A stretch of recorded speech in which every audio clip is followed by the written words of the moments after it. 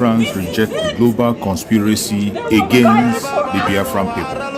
At this moment, we use this media to demand the unconditional release of the Prime Minister of the United States of Biafra, Simon Ekpa, who the Finland authority have held incommunicado for long now. They say they are investigating, and it's been months up to now. No charge has been brought against the Prime Minister of the United States of Biafra. We hereby demand the immediate release, the unconditional release of our Prime Minister, Simon Ekpa. The global conspiracy against the Biafrans is unacceptable. We will never, ever accept it. It doesn't matter how they try to paint it, the whole world is watching. And it is sad that the world is silent, watching the atrocities committed against the Biafran people. Simon Ekpa is only asking for the freedom of his own people. He's only defending his own people, trying to save the innocent lives that are being wasted away. Free Simon Ekpa now.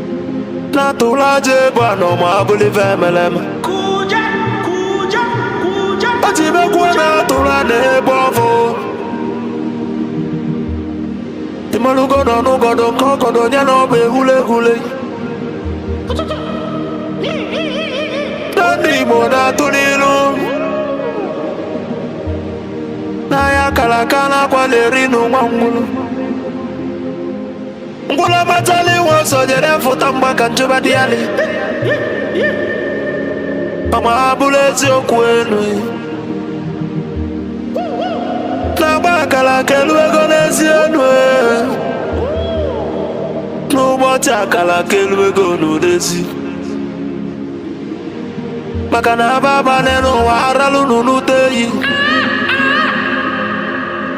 Umu Biafra kunyenwe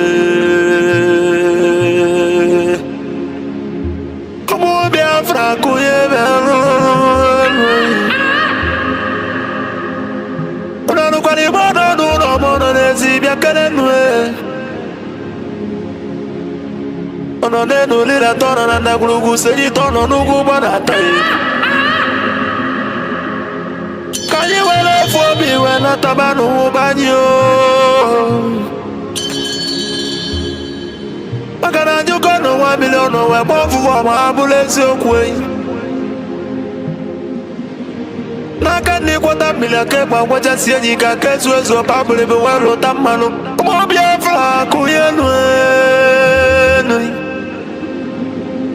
Kanye wele fobi wena tabanu banyo Makalo fobi abakama La no go no way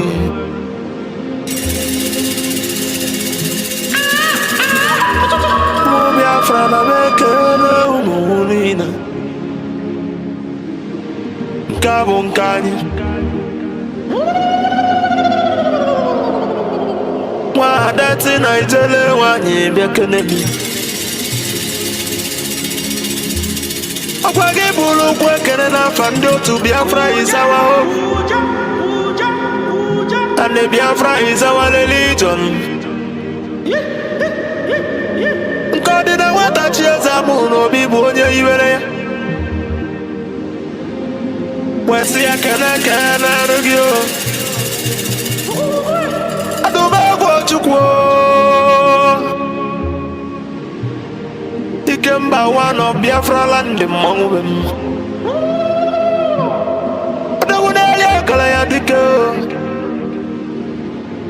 My phone the motor the baby the beach and among them. I was a good word in my libonine. The word in my love Biafra. The man go to cool. Papa gisi kana logi Philippo F young. Abuze kwa wake kuloku wekusi okusi na Biafra ye kunyo.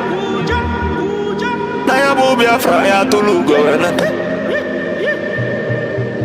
Na bulu na ya bu Biafra e kuigo. Nokogule Watanaka ele. Abagisi akane Gonian Dumanzin and the Kano. Amadike Biafra Kadebe. Amadike Biafra Bialu. For the simple reason that she has no jurisdiction to try me. None whatsoever. I came out of the accused from my case and cannot try my case. There are things that are happening in this country that a lot of you do not know. It is my duty to make that very, very clear to all of you today. Because the lies are too much. The lies are too much. I sent a petition to the NJC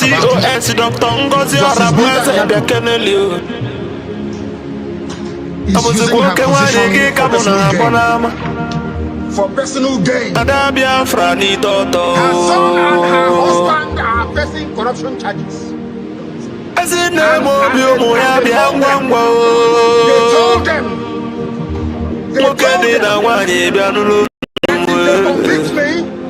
this is what is that. This is what happens.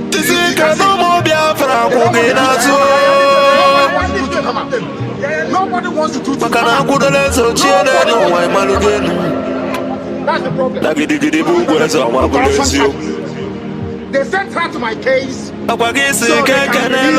Biafran government they know na exile cabinet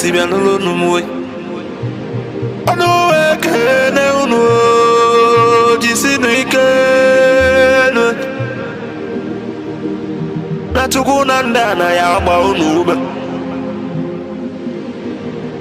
maka na onye sụrụ ọbịa ya atọ ka anyị malụ ga-enu eyi jisie n'ike ekenele ụmụ ndị Biafran Liberation Army ụmụ Chukwu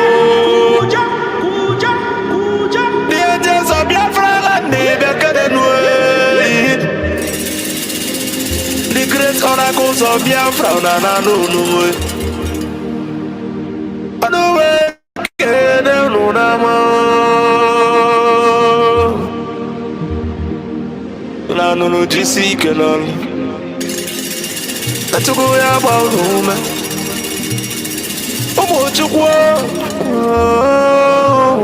Chukwu ene the Prime Minister H.E. Simon Ekpa.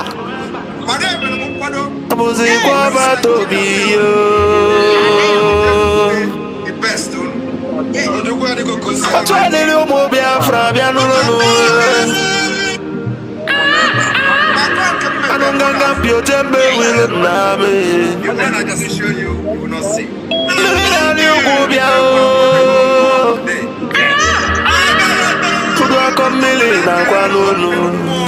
Yes. Mwana kwa mobia kenelio, odagiri dimu. Ose fulu dilo bianulo nuwe. Makwale na kosa de malanya.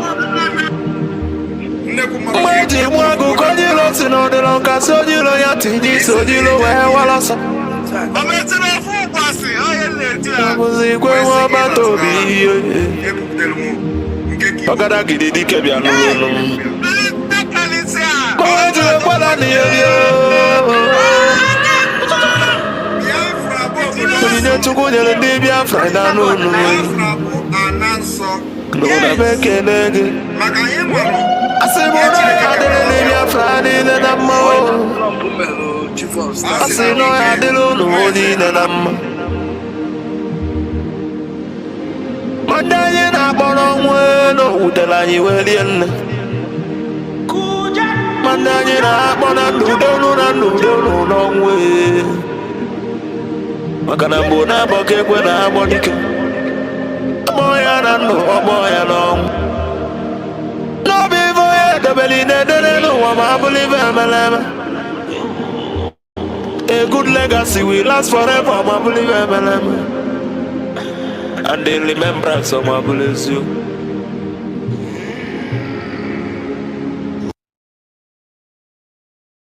I want to remain in the spirit because we must worship heaven. We answer your name, O Lord of hosts. Everything about us is designed to offer glory unto thee. We have atoned for our sins last year. This very year we have not only atoned for our sins, we have sealed, we have shed blood, they have shed our blood. We have let our sacrifice be made unto thee. Even on the 30th of August, as we are being felled by the bullets of the enemy, by the workers of iniquity and of darkness, we remain very strong today to beckon upon thee, to ask you for your mercy and for your grace, to ensure that your kingdom is restored upon the face of the earth, that you can bring your healing hand to bear upon the life of those of them that you created for one singular purpose, and that purpose alone, which is to worship you in truth and in every honesty. Is there any way that we have erred? Is there any way that our ancestors may have sinned? We confess before a congregation of the whole of humanity to ask you, oh Lord of hosts, to have mercy upon us. You must have mercy upon us. We have suffered enough. We have been subjugated enough. We have been tortured enough. We have been imprisoned enough. We did not do these people anything. Our only crime is to answer your name. Our only crime is to be born your children. Our only crime is to excel at everything that we place our hands into. Our only crime is to exhibit your glory and your blessing, which manifestedly is upon our lives every blessed day. That is why they want to kill us. That is why the British want to join those of them who don't know you to destroy your creation and your inheritance. You will not allow shame to befall your name. You will not allow the enemies to triumph over the lives of your children, because you created us to exist, to worship, to honor, and to praise you. That is exactly what we are going to do when this Biafra comes. It will come in truth and in every honesty, because we remain every blessed day whiter than white and whiter than snow. Is there any way that we have sinned that you cannot forgive us our trespasses, to enable us to fulfill your own word, which was spoken thousands of years ago, that instead of what you promised not to come to pass, that heaven and earth will cease to exist? You opened your mouth to bless mankind to the coming of Yahweh Yeshua, who came here and said, let your kingdom come on earth as it is in heaven. Those words can never be in vain, because they are anchored upon your holiness and your magnificence. That is why in the end we know that Biafra will come, that these children that we have given birth to all over the world, and their children, and their children, and their children, as long as they give birth to them and they are Biafrans, they will worship you in truth and honesty. Through this very work we are doing, mankind will come to understand you. Let your miracle be wrought in our lives. Let us witness and behold your magnificence, your holiness, your mystery, and your grace. Under our command, O Lord of hosts, we call upon you. We call upon you to heal. We call upon you to provide succor to those of them who are inconsolable. We ask you to come and strengthen those who are weak. We ask you to restore hope where there is hopelessness. We ask you for inclusion where there is destitution. We ask you for one brotherhood, one camaraderie, one bone, one blood, and one flesh of your children. The Efiks and the Bibios, the Izon, the Shekiri, the Isobos, and also those of them from Isoto. We are traveling all the way to the lands of Igala. We are moving on from there to Idoma, to Igede, to the territories of the Igbo land. All these places we dedicate unto thee. All these lands of yours, we ask you to cover it with your mercy, because Biafra will come, and when it does, We will dance on the streets. I'm telling you, by the time that we are done, humanity will think that we are mad, we are drunk in your glory, and rightfully so, because your kingdom will come to rest upon this very earth. That very kingdom is the unadulterated, non-negotiable sovereignty of the Republic of Biafra, that your will may be fulfilled in our time. All this we pray, all this we ask for, in no other name apart from that name that belongs to you. He said, Biafra must be defended at all cost. At all cost. It is the land of God, given to his children for their eternal habitation.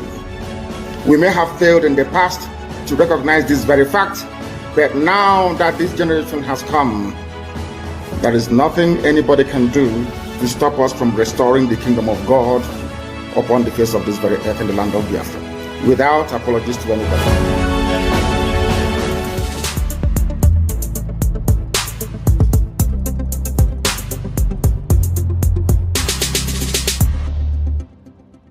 The Fulani approach to the zoo called Nigeria is called the devil's alternative. Fulani, they have this two-pronged approach to the issue of one Nigeria. If they collapse you through banditry, they will overrun you because they believe they have superior weaponry. Right now, and all of them are in this game together. That's number one. If you sue for peace, which idiots like Omahi are doing, if you sue for peace, they will also get what they're looking for because they will plant Ruga in every local government area. The devil's alternative, whichever option you choose, men are going to die. Men will die. It doesn't matter the option you choose. If you wait for them to do things peacefully, which they will never do, they are going to kill you anyway because they'll be Ruga. And you allow them to forcibly take over your land, you are taken over, they will take it by force. And Fulani will plant their people in your local government areas. That in the next 100 years, you'll be hearing about Olo Emirates. And then we'll be like Hausa people. Our great-grandchildren will now ask their parents, what happened? They will tell, oh no,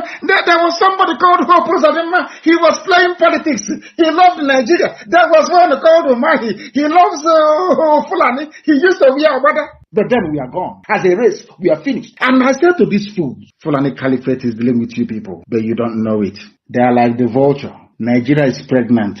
If Nigeria dies during the pregnancy, they benefit. Nigeria gives birth to their Ruga, which they want, a new Nigeria which they want, is also to their benefit. The only people aiding and abetting them are these quislings, the fulefus from the east, intellectuals, and sophisticated morons from the west. Juku negotiated restructuring. What happened? They came back and they said no. Ojukwu said, okay, so you want to continue to kill my people all over the place? No. Because of that, I'll declare Biafra. Today, they have brainwashed all of you with the perverse notion and thinking that somehow Ojukwu is responsible for causing a war, when opposite is the case.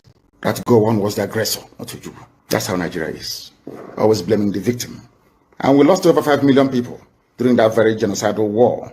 They killed over 5 million Biafrans. They wanted to wipe us away from the face of this very earth. But we survived it. And we are here today. Those they gave birth to, they have come. And this time with a wrath that you cannot even begin to imagine. And what we are pursuing is a part of pressure, relentless pressure, to ensure that Biafra comes. How are we going to employ that pressure? There are only two ways to get your freedom in the history of the whole world. Freedom can be gotten only two ways. One is through the ballot box. In other words, people will contest and they will have Biafra Nationalist Party. Yes, as they have in Scotland. And then we vote for them. When they then go to the house or maybe go to Abuja, they will say, we are here under the mandate of Biafra Nationalist Party. Because of that, we want to go and conduct a referendum in order for us to be free. The other way, you fight. Either you go through the ballot box or you fight. Which option are we choosing? We have chosen to fight.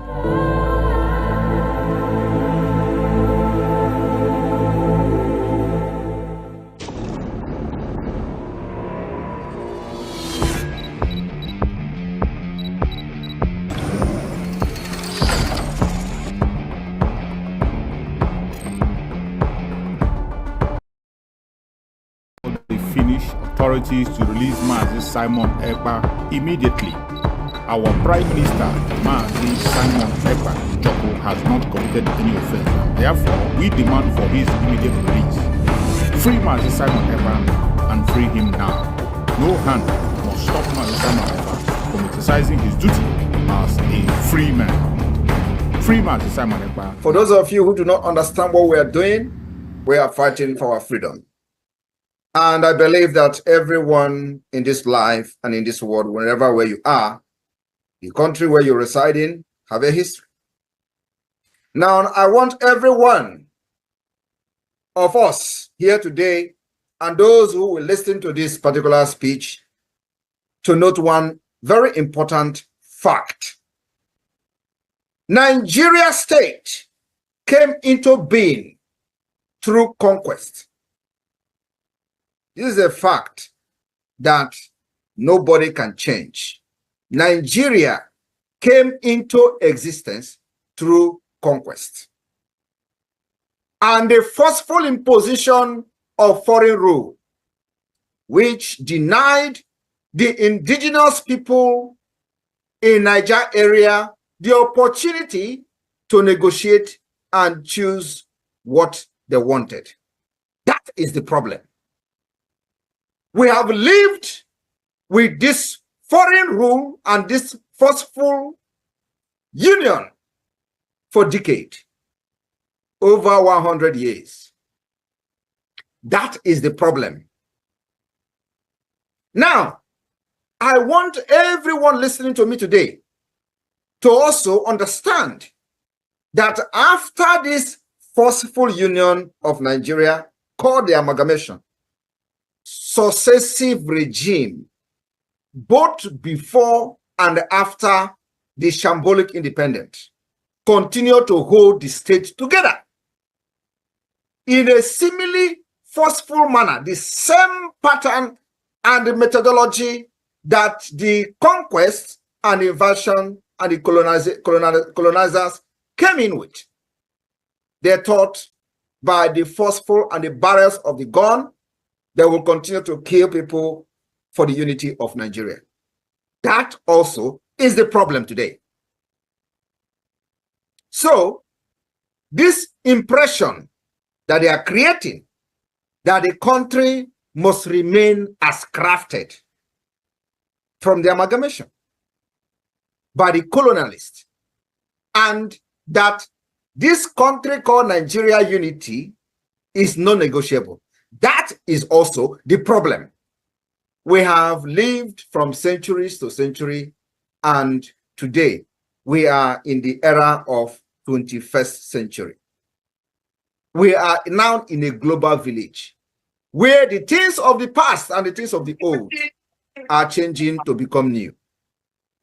And they don't want to change Nigeria with the dangerous diversity that have now emanated from different angles and the different injustices and corruption, and now Nigeria have found itself to become an Islamic state. That is the problem.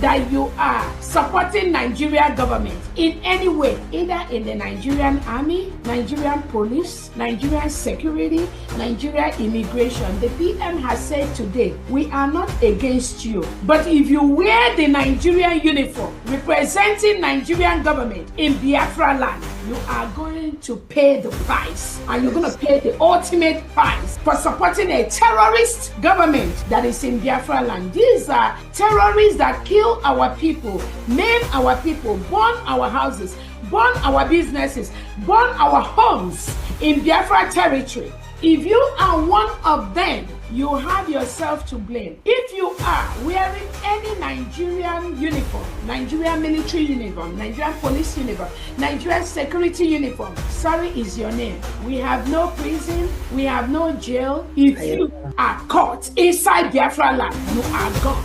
Only one, under his leadership, His Excellency Simon Ekpa. Anybody that is confusing anyone or telling you there is another, no, there is nothing. There's just one, recognized by His Excellency Simon Ekpa. Welcome, welcome, welcome. Thank you for joining us once again today on our usual program.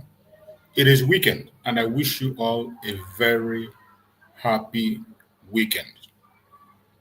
Wherever you are watching me from, I wish you a very wonderful weekend.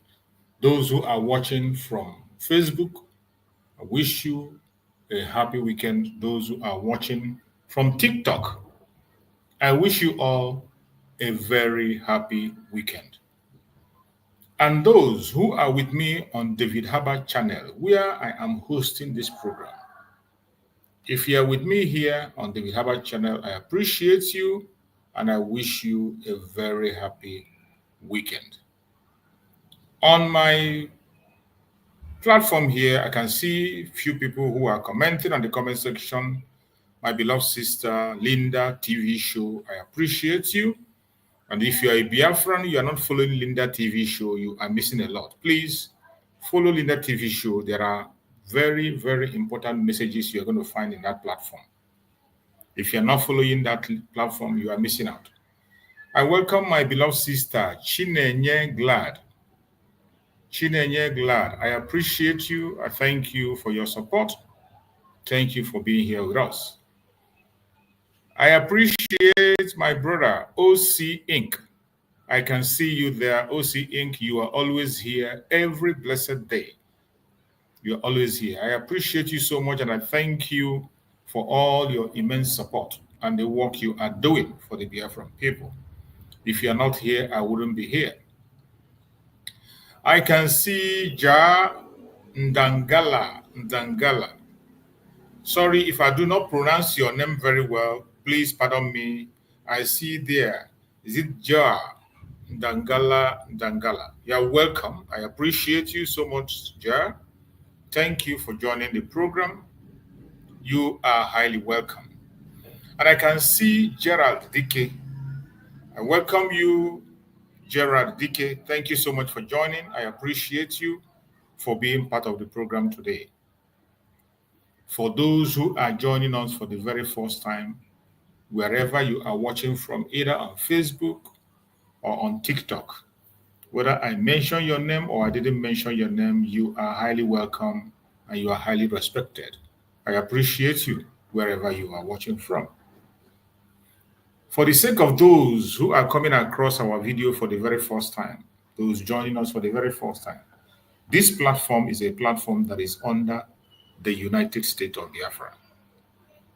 The United States of Biafra under the command of the Prime Minister, Mazi Simon Ekpa Njoko, and under the supreme command of our supreme leader, Mazi Nnamdi Kanu. And today, under the leadership of the Deputy Prime Minister, the COS, Dr. DPMDrNgoziOrabueze. That is where we stand. In this very platform, we do not come here to instigate violence. We don't come to this platform to preach hate. We do not come here to attack persons or individuals. We don't come here to attack any race or religion. What we do in this platform is to present the case of the Biafran people before the whole world, to expose the atrocities of Nigerian government against its own citizen in Nigeria, more especially every indigenous person in Nigeria. They have been made endangered species by the government of Nigeria. In the case of Biafrans, it's a very peculiar case because it has started very long time ago, pronounced since 1967. They fought a brutal war, genocidal war, in which the West supported Nigeria to commit genocide in Biafra land. The genocidal war lasted for 3 years, and they deceived our parents to tell them that no victor, no vanquish. And they accepted it in the name that the war has ended, not knowing that what they did was to change the face of the war and begin to fight it in a different way. Since 1967 up to this day, genocidal war is still going on in Biafra land. Innocent Biafrans are still losing their life in the hand of the government of Nigeria. Houses are still being destroyed. Businesses are still being destroyed. Properties are still being destroyed. Biafrans are denied their rights in every areas of life in Nigeria. These are facts that are verifiable. So whatever you hear us say in this very platform, try as much as possible to go and make your own verification. Verify. That is what we say. We do not come here to push propaganda or blackmail or to make anybody look bad. But what we are presenting is a fact without being politically correct.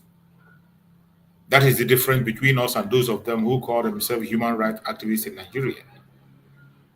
When they speak, they cannot hit the point. They continue to be politically correct, thereby misinterpreting and misrepresenting the situation in Nigeria. You cannot get the exact situation from the so-called human rights activists in Nigeria, or whatever they call themselves, because they misrepresent the situation. If you want to hear the true situation of the contraption called Nigeria, you go to the platforms that belong to the United States of Biafra. Pay attention. We have many platforms. You will hear the truth and nothing but the truth. As we speak, Nigeria has been taken over by the terrorists. The government is in the hand of the terrorists, but the citizens somehow accept their fate and continue to pretend nothing is going on. More especially politicians. These politicians have paid off. They have been paid off, and all they do is to continue to allow the atrocities to go on. They trade the life of their citizens for peanut, for glory, for posts and positions. And that is why they do not care. With the rate of insecurity in Nigeria, you can still see them coming out on national TV, on international TV, and they are smiling. You still see them traveling from one country to the other, pretending that all is well. But meanwhile, the country where they are presiding is taken over by the terrorists. As we speak, every single information we pass here will tell you to go and verify. Verify by yourself and you'll find out the truth. The atrocities of the government of Nigeria is not hidden, it's in the open. It's only those who refuse to pay attention that we continue to pretend that it is not happening. But I bet you a lot is happening. Not just in Biafra land, in the northern part of Nigeria, that is the worst area you can ever think of. So many countries of the world that are in Nigeria have already warned their citizens not to go to the north. They have nothing to do. No, they don't go to the north because of fear of kidnap. Not just kidnap, fear of execution by the terrorists. They only stay in the south, somewhere like Lagos or Abuja. That is the place you find the Westerners because of the insecurity in Nigeria. And they know very well, including their embassies, they know very well that there is danger. They know that Nigeria has become a failed state, but they continue to pretend because of their own selfish interests, because of what they intend to gain. They have refused to speak the truth or embrace the truth. But those of us who are directly affected in the issue of the zoo, Nigeria, we cannot be silent. And it is only us that will tell the story the way it is. So many informations you will hear about the contraption called Nigeria today are wrong. You see a lot of wrong information out there. But when you want to know the true situation, pay attention to those who are sincerely agitating in this Biafra issue, more especially members of the United States of Biafra. You will see the truth and nothing but the truth. Nigeria is a failed state. And the West are benefiting from the atrocities of the terrorists in Nigeria. I can bet you that the West are happy with it. That is why they care not. That is why even when the Biafrans have provided a remedy that will stop terrorism in the Sahel region, they will not pay attention. Instead, they sit back in their home and continue to plot on how to destroy legitimate governments in the Sahel region. When I wake up, I go to the media and I see what is happening today, it baffles my mind. I now understand how difficult it is. I now understand what we, the Biafrans, are facing. The challenges I had and the challenges we are facing now. When I look at what is happening today, informations that are coming from the West, the kind of meetings they're holding, the kind of things they are saying about leadership in Africa, I begin to understand why they will never support Biafra, why they are reluctant in supporting Biafra. But I bet you, our freedom is not in their hands. It is time for us to wake up and do what we have to do. Our freedom is not in their hand. And because our freedom is not in their hand, we will continue to do what we have to do. It is not by might, it is not by power, but by the Spirit. As long as Chukwu Okike Abiama has spoken and he is leading while we follow, we shall overcome. Is it going to be easy? It's not going to be easy. If you are on this planet Earth today and you think that having your freedom, more especially the freedom that we are seeking for today, is easy, you are a joker. I want you to pay attention to what is happening to Burkina Faso. When you pay attention to what is happening in Burkina Faso today, you understand how difficult it is or what we are going to face in time to come. You will now understand why the West have refused to recognize the genocide in Biafra land. Why the West always walk away whenever the issue of Biafra is presented in the United Nations. Why they have pretended and refused to allow Nigeria to experience peace by disintegrating that country and allow people to be in their regions according to the tribal lines. You will now understand better. When you look at Mali, you look at Niger, and you look at Burkina Faso, what they had to face to remove themselves from the shackles of the colonial master, and what they are still going through today. With Burkina Faso in the front line, Ibrahim Traoré, when you see the kind of pressure they are mounting on him for doing the right thing, for finding one single leader in Africa that has that courage and the mind to do the right thing. When you see that, you will understand what we are facing and what we are about to face. Wherever you are as a Biafran, you must prepare for the worst. You know, yesterday when I was holding this program, one of my brother was making that statement again and again and again. Initially, I didn't get it right. And why I did not get it right is because of some of us Biafrans, the way we reason things and the way we comprehend issues. Some of us have a very flexible mind that when you give them some information, they got heartbroken, and some of them go to extreme and make mistakes. But I must tell you, we must prepare for the worst. It does not matter what happens. It doesn't matter what you see today. Prepare for the worst to come.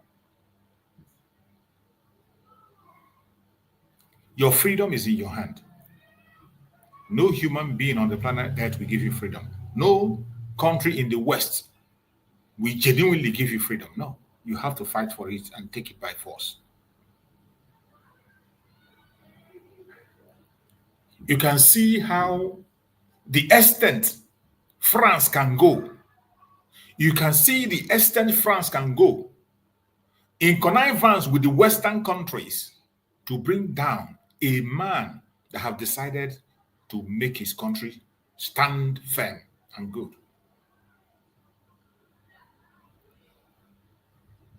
Within a short space of time, they have plotted assassination more than 20 times to take him out. But eventually, this is not like the 1960s. This is not like 1970s. Neither is it 1950s. We are in 21st century. And I bet you, if you think that Africans are still sleeping, you're a joker. If you think that the Africans are still sleeping, you are a joker. When I look into social media, I hear the voice of the Biafran people, the Africans as a whole. I smile. Social media has done a great job. And I bet you, if the people, if the Western countries knew what effect social media is going to have to their enslavement of Africans, they will not allow it to come out. If they had a way to block the social media from African people, they will do it as we speak. If these colonialists, the Westerners, if they have a way to block the social media from the Africans, more especially, they will do it. But unfortunately, we have learned, and we learned in a very hard way. It's unimaginable what has been happening all this while, and none of us is paying attention. Look at a young man that came out to save his own country. And today, attack is coming from all around, including false accusations, just to bring him down.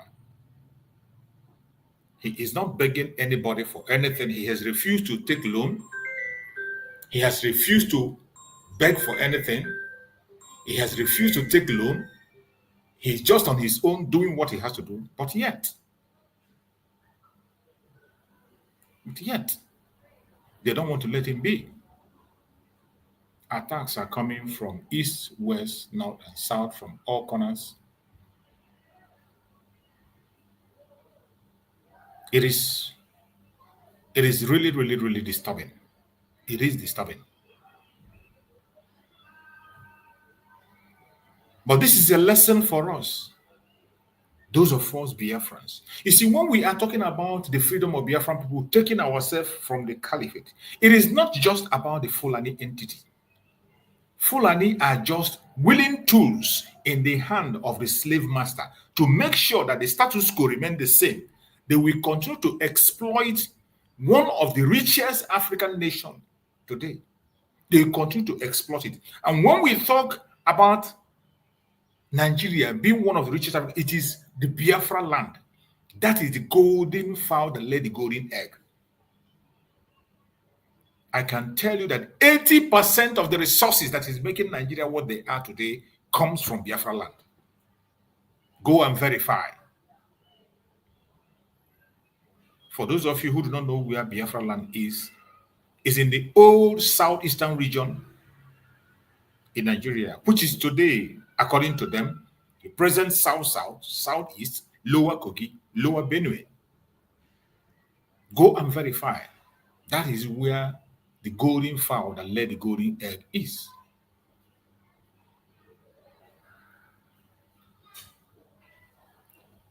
And every other community out there, the international community, the West, are doing everything humanly possible to keep you down and make sure there is no stability or form of good governance or growth.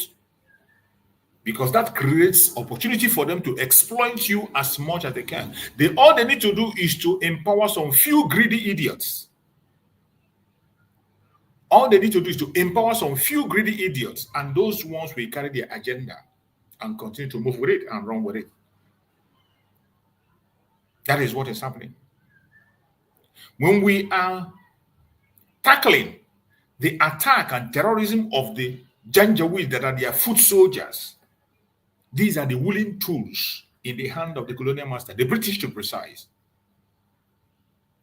What you saw France doing in Burkina Faso, Mali, and Niger is exactly what the British are doing in Nigeria. And they will go to any length to make sure that the status quo remains.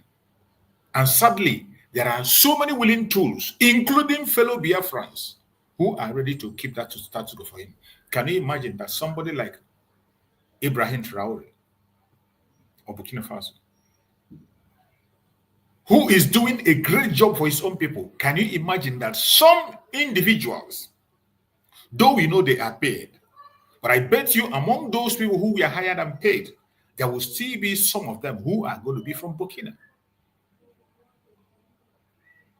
With all the good work that man has done within a short space of time, people could just still accept bribe to go and protest. But as I said before, we are in 21st century and this is 2025. This game has been played over and over again. Strong leaders in Africa have been murdered in cold blood. And we say not again. Now you can understand why our supreme leader, Mazen Nnamdi Kanu, with British passport, was kidnapped in Kenya, another African country. Mazen Nnamdi Kanu traveled to Kenya on official assignment. They knew he came in. The Kenyan government handed him over to Nigeria. He was kidnapped and they pretend they didn't know. In a country, Mazen Nnamdi Kanu was extraordinarily renditioned from Kenya to Nigeria. He traveled with the British passport, a British citizen. It's been going to 5 years now. The British have done nothing. In the midst of the criminality and atrocity they committed against Mazen Nnamdi Kanu, they had the boldness to bring Mazen Nnamdi Kanu to their court. In the midst of violation of international laws, kidnapping, extraordinary rendition, human rights abuse, they still took Mazen Nnamdi Kanu to their court. Surprisingly, in their own court, a judgment came that Mazen Nnamdi Kanu is innocent. And a judgment came from one of the courts that no court in Nigeria has the right to try Mazen Nnamdi Kanu until they explain the situation surrounding his kidnap from Kenya and extraordinary rendition. A court went ahead to ask Nigerian government to pay compensation to Mazen Nnamdi Kanu. But what happened? They pretended not to see that judgment. Instead of obeying the judgment of their own court, they turned back and returned him back to start the case afresh. And the British, whom he is holding their citizenship, who are very much aware of who Mazen Nnamdi Kanu is. He has lived there for more than 10 years without any problem with the police, without any crime committed anywhere, without any invitation, not even from the police. They know him. He started his broadcast there. He says a lot of times. They never invited him in one day. Yet, they kept silent up to this moment as we speak. Mazen Nnamdi Kanu is still under solitary confinement. Now you understand better. When you see how different countries are weighing in the case of Burkina Faso, calling Ibrahim Traore different kinds of names. Some of them pretending to be a messiah that will come and save Burkina. A very peaceful country where people have finally found peace. They are fighting head-on to destabilize it. Are you going to talk about the case of our Prime Minister Simon Ekpa?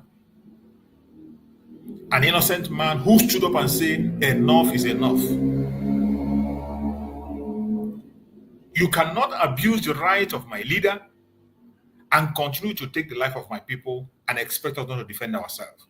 Master Simon Ekpa came up to take the challenge of self-defense. And he said the Biafra land must be defended. He came to Biafrans and interpreted to us the true meaning of self-defense. He didn't only teach us or interpret. He went ahead to make sure that every Biafrans begin to defend themselves. What happened? A citizen of Finland, somebody who have gone to almost the highest level that anybody can get to. In their politics, is there. He has served as a counselor. He's a lawyer. He served in the military. And yet, the global conspiracy played a role again. A terrorist country like Nigeria that has the lowest rating in human rights came and made accusation against an innocent citizen of yours, and you paid attention. Because of their lies and accusation, you took that man and kept him out for almost 5 months now, stay counting. And you told us that you are investigating. This was a country that the West rate as people who their human rights record is #1. Now you understand the kind of human rights record they talk about. When it comes to Africans, more especially the Biafrans, abuse against them, human rights abuse against them does not amount to human rights abuse. Genocide against Biafrans does not amount to genocide. As far as British is concerned, whatever crime you commit against the Biafran people in Africa does not amount to a crime. That is what played out. Master Simon Ekpa, an innocent man who every single step he took was made known to the government of Finland. He wasn't hiding, didn't do anything in secret. In fact, in every step he took, he informed the government officially before he makes that move. But yet, when the conspiracy began to play, it came as a surprise. Unbelievable. Master Simon Ekpa was taken away from us without any charges. Up to this moment, there has not been any charge brought against him. But they kept him away for 5 months, still counting. If you think our freedom is going to come cheap, think again. My fellow Biafrans, remember every day we come here, our topic is always an interactive one that we share views. As we go deep into the topic of today, please feel free to join me on stage. All you need to do is to go to the comment section. You're going to see the link and you come in. The only thing that qualifies you to join us on this program is for you to be a human being. It does not matter your ideology, your orientation, your race, your religion. We don't care. As long as you are human, you have conscience in you, feel free to go to the comment section, click the link and come in. Ask your question, make your contribution. If you have a superior argument, we welcome it.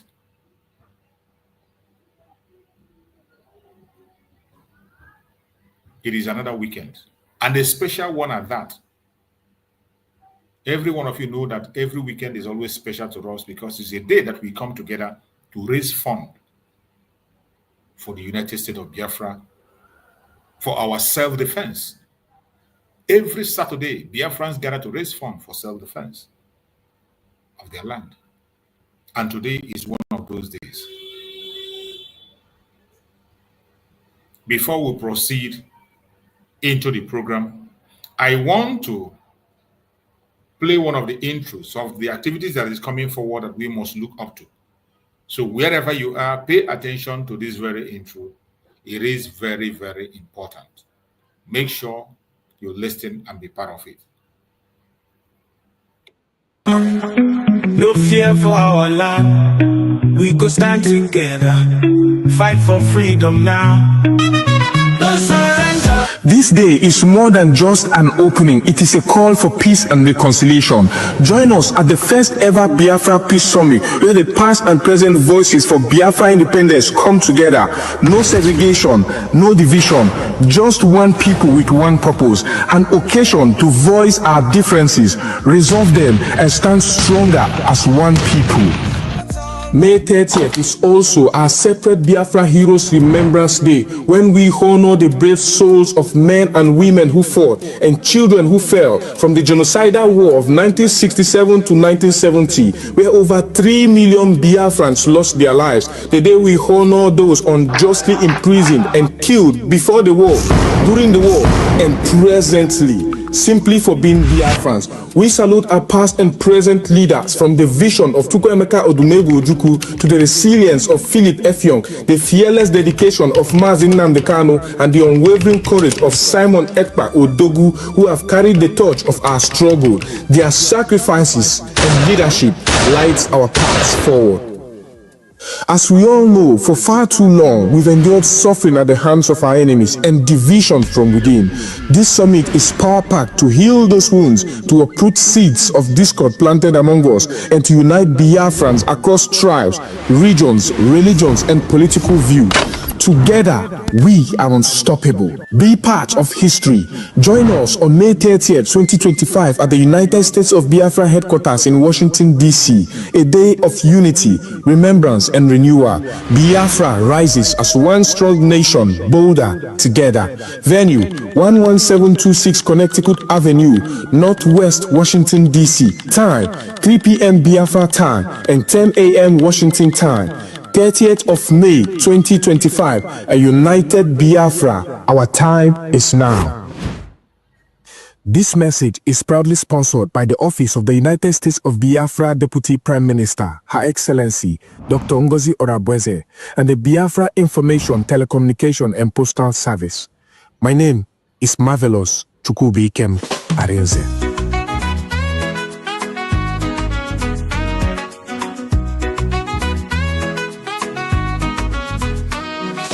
Face many things, we don't fall. Them took a Nnamdi Kanu, but we stand tall. Simon Ekpa, them country still they strong. We go rise higher, no place for wrong. We no go fall, we go stand. In unity, we hold the land. From night.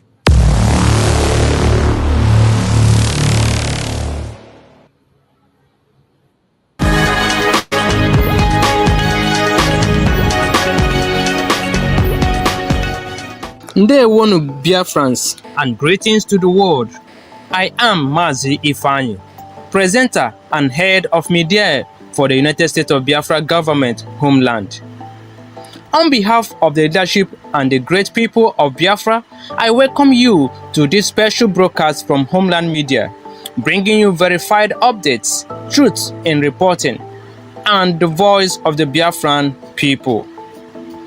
Today, we bring you a major development in our collective survival and resistance against the ongoing oppression we face. In the face of rising kidnappings, unlawful detentions, and mysterious disappearance, a new tool of hope and emergency safety has arrived to support our people, the survival whistle.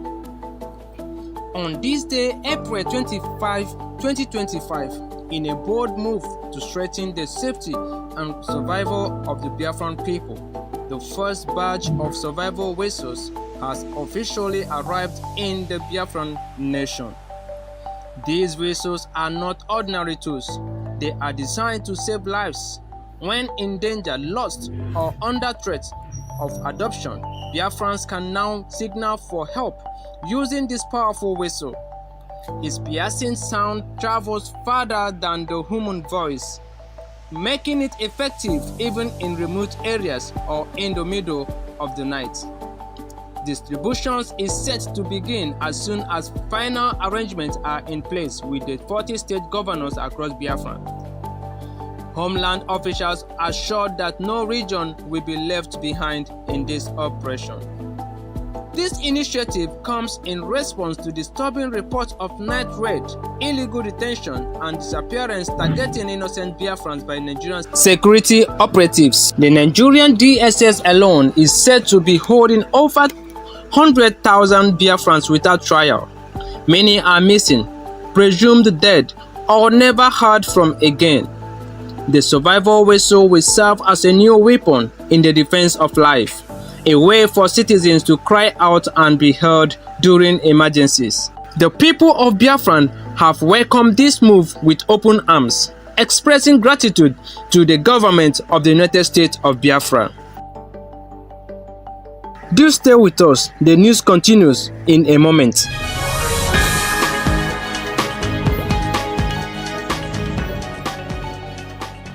All updates regarding the United States of Biafran Defense Forces and the Liberation Army shall be communicated only through the office of the Commander General or the Quartermaster General in Homeland. This is to ensure the integrity and safety of all operations.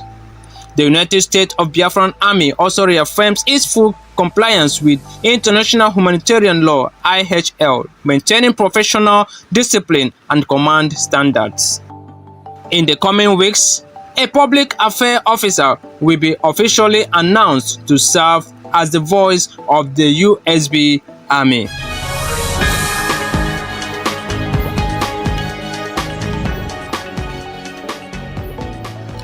My fellow Biafrans, today we do not just report news, we report history in the making. The survival whistle may be small in size, but it is mighty in purpose. It is a sound of resistance. It is a call for unity.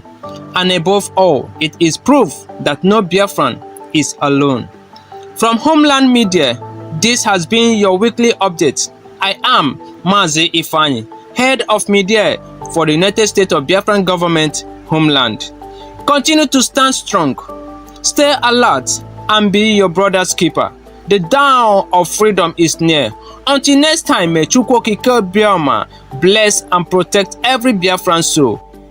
God bless you.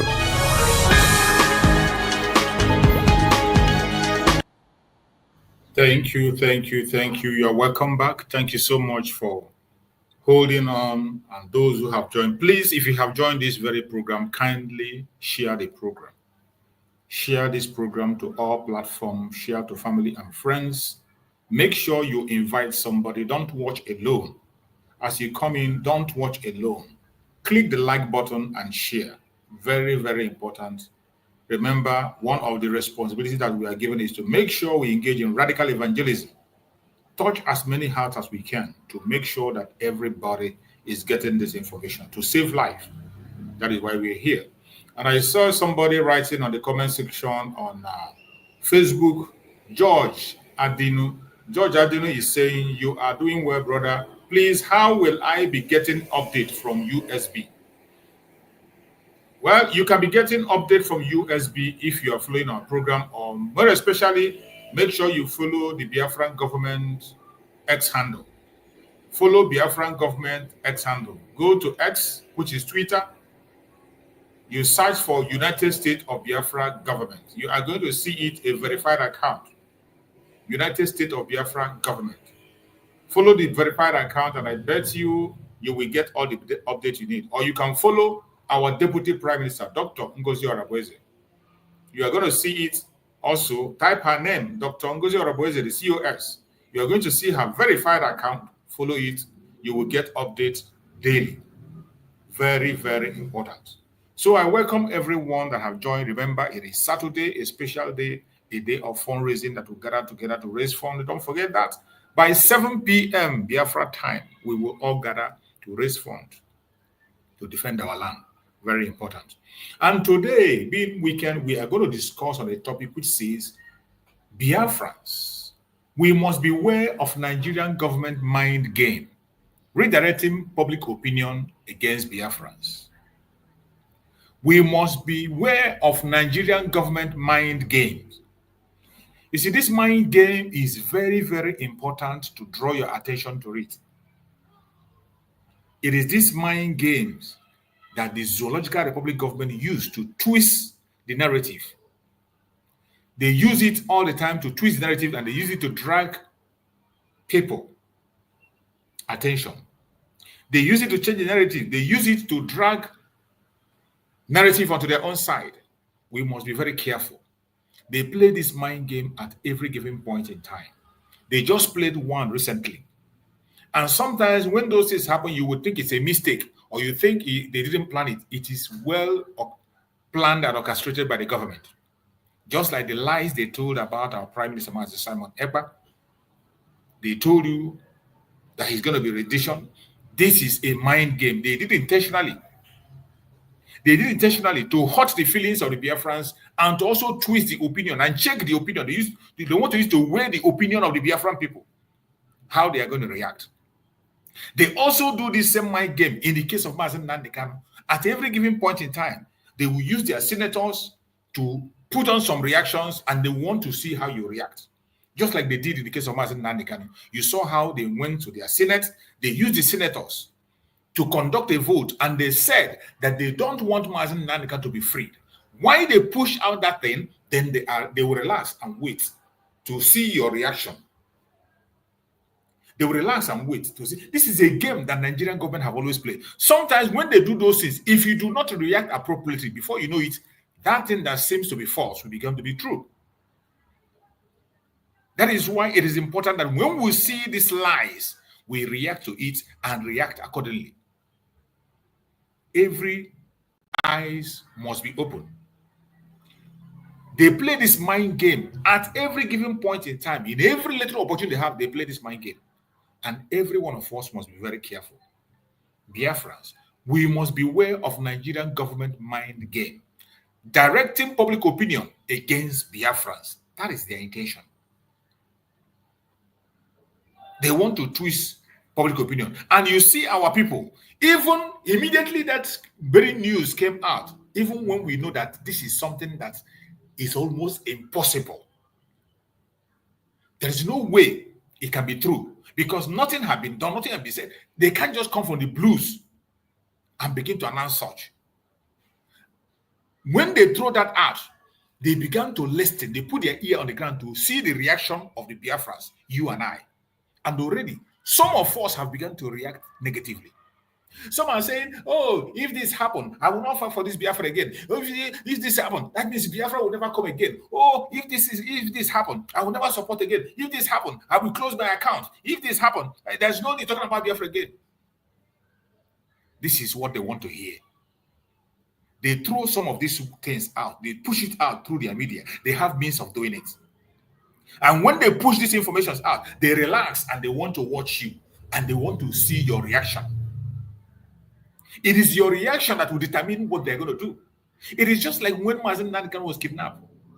The reason Mazen Nnamdi Kanu was kidnapped was to stop the agitation. And you heard what our Prime Minister said when he was explaining it. Our Prime Minister said that we are going to make the kidnap of Mazen Nnamdi Kanu useless in their hand. That was why our Prime Minister went ahead to tell them that he will not take any instruction coming from the DSS. Because he has learned very well. There is nothing we want to hear from Mazen Nnamdi Kanu that we have not had. Just like Mazen Simon Ekpa. Mazen Simon Ekpa have kept a structure for us. All we need is to follow that structure and restore Biafra. It does not matter where they keep him, how they hold him, how long. We will continue to march on according to that template and we get Biafra.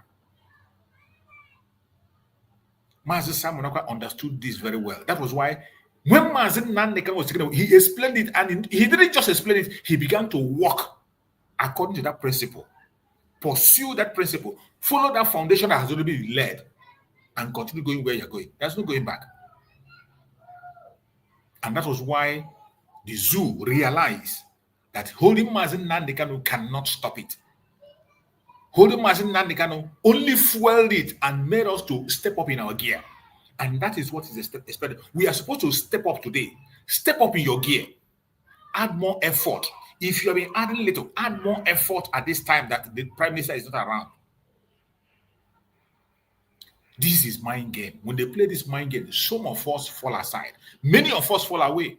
And when they see the weight, when they see that actually what the mind game they played is working, they will now go ahead to actually. But when they see that that thing is not going to work out for them, They will not. They will not proceed. They will not proceed. So we have to be very careful about this mind game. They also use it to change narrative, change public opinion. They use it at all time. They use it at all time to change public opinion. And wherever you are as a Biafran, you have to be aware of this. This is something that happens almost every time. This is a system that the Zoological Republic government applies. You must not fall for it. You must not fall for it. You're welcome, my sister Ojugo. Thank you for joining the program. Go ahead and take the mic, my sister Ojugo. Let's hear from you. You're there. Yes, I am. Mazuko. Chooks. You're Good welcome, morning. my sister.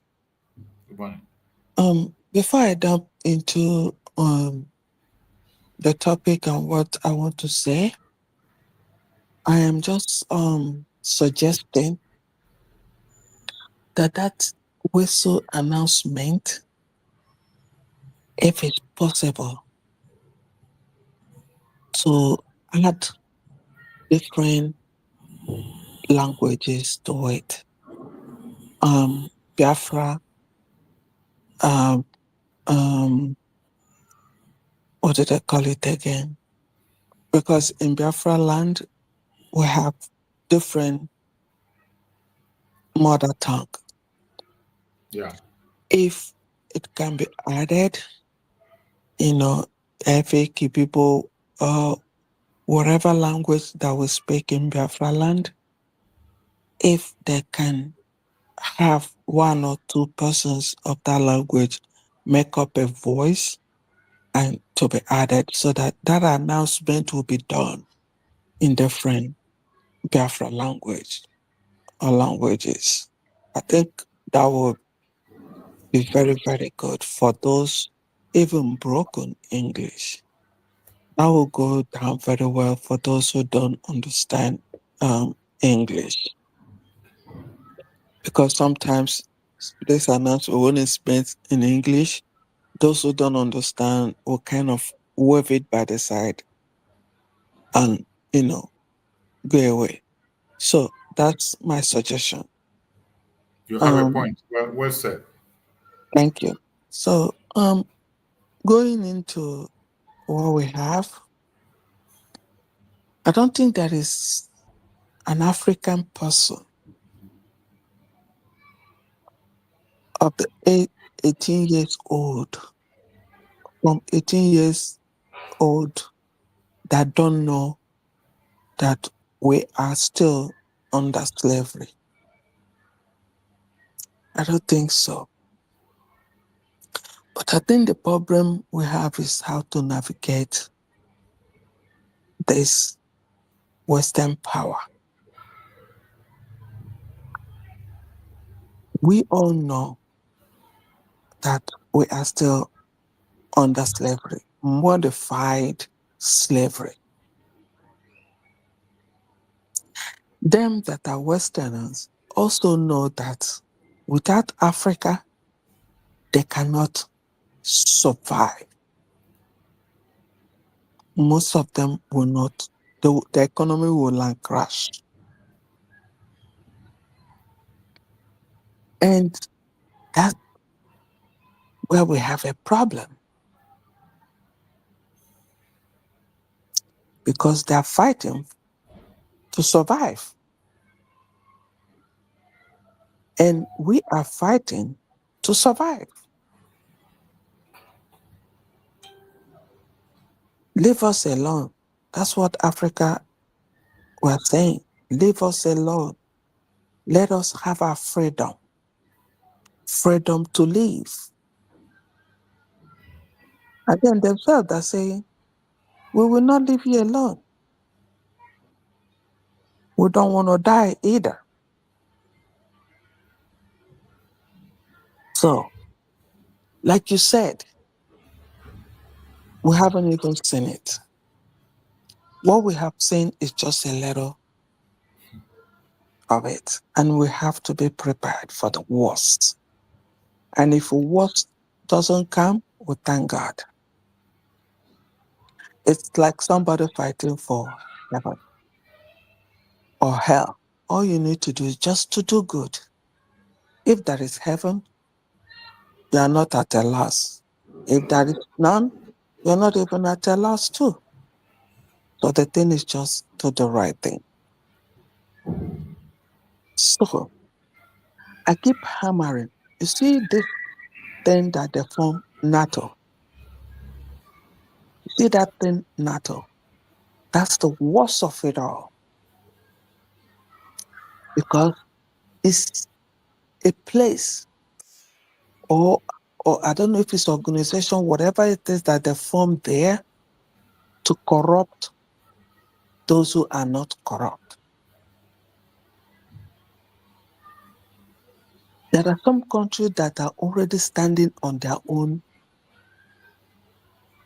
without African resources. But when they join this NATO and United Nations, whatever all the form to come, it's just for them to conquer Africa.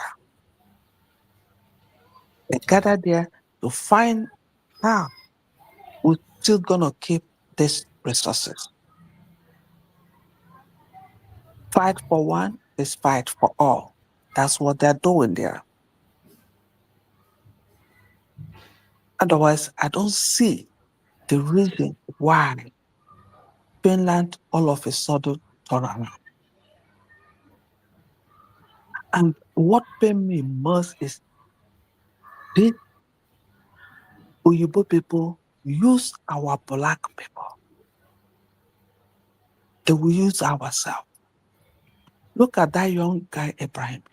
It was a black man that brought a case about him in the House of, is it Rep or Senate in America here? It's the tool that they use. That man, people from there that I even work with in the US here say he's doing very good. But what they labeled here is he's using the good there for himself. So they can nail him down. Yeah, that's how they roll. They label him to nail him down. The same thing Obama did Gaddafi.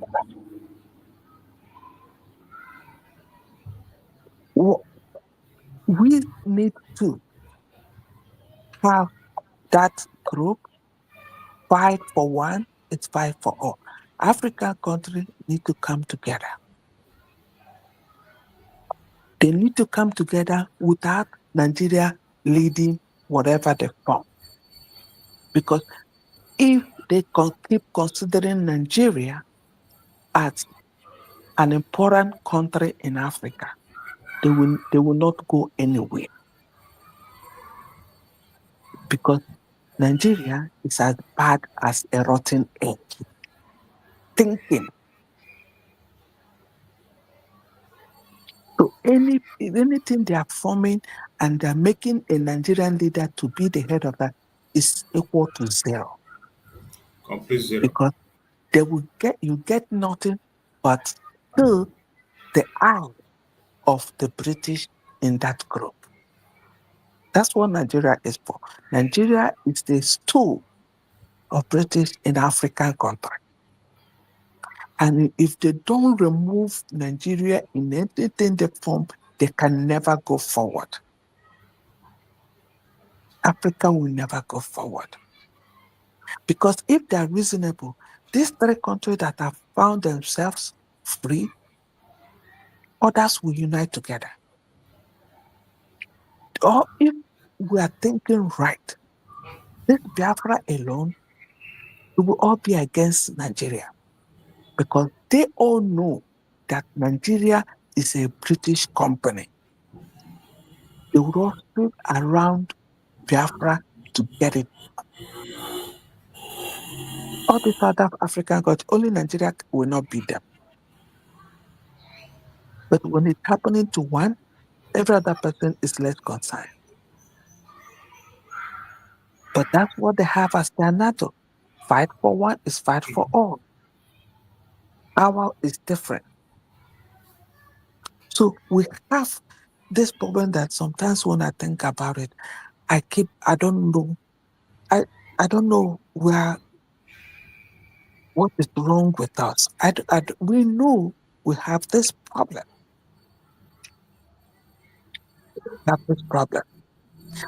France is fighting, moving around. Nigerian president is in France, is there.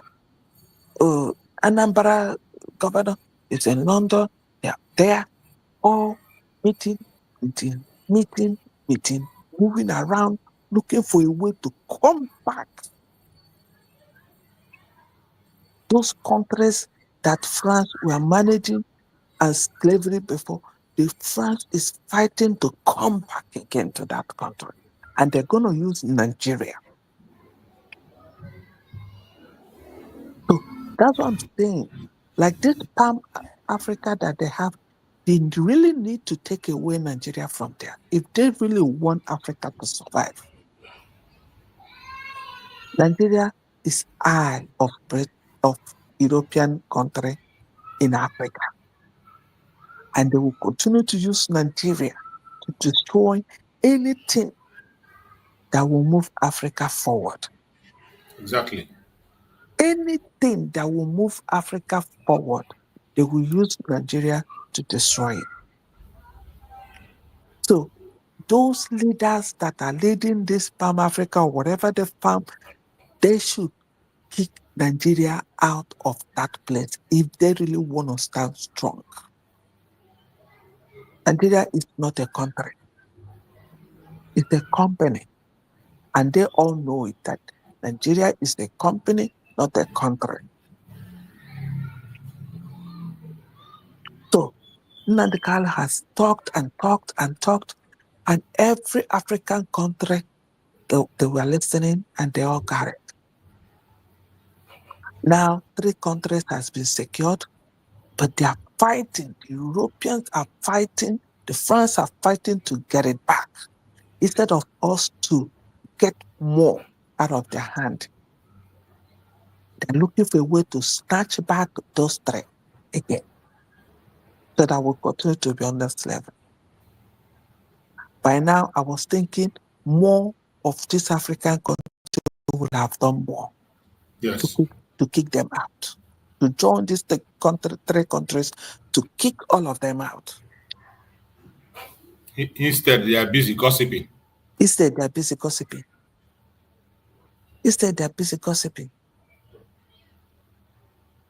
Lying and lying and lying.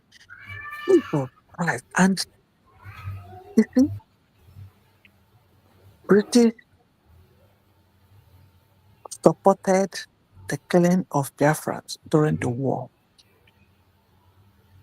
Do we think they're going to support us now? No. Hell freaking no. They will never. You see that their source of income, they will, you know how white people do? They will fight with their last blood to make sure that they continue to get it. But what did they do? They promised all these leaders, your children free education in our land. You can buy a house. Their bank, you can stock as much money as you want. Nobody will publish it. That is the promise, and that's what they're doing. That's why no Nigerian politician child is in Nigeria. They're not there. They're all schooling in abroad. They all have a house in abroad. But it's not the same in European country, and yet they are supporting it.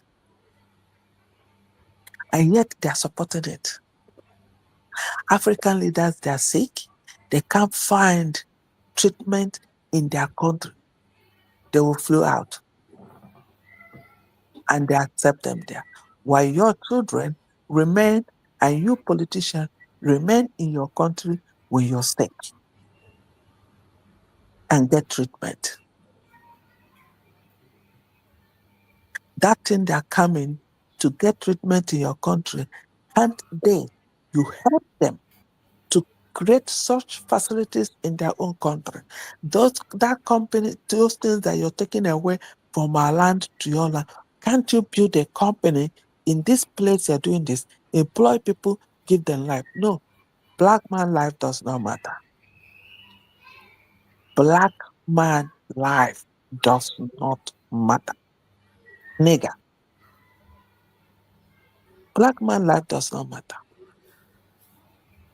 You are meant to be a slave forever. And we reject it and reject it. They came looking every means. They carry Bible, flash our face with a lot of misinterpretation. Now we have different versions of the Bible. And they keep bringing more. And them here, they go by the law. Law, not the Bible. Because anything you do wrong, you pay. If it's something that requires punishment, you go for it. But our own, oh, okay, because we're all going to the same church. And things keep falling. And would believe that it is normal. And I was talking to somebody, he says, it's okay. You know, it's okay. So it's like a normal, like you just start rubbing your face. Like taking it as its normal life. Abnormality is seen as normal in Nigeria. My goodness me. Abnormality. They celebrate it as normal. Celebrate it. When you complain, they ask you, are you the only one? Jesus Christ. My brother is so sad. I don't know why fake news flies so well.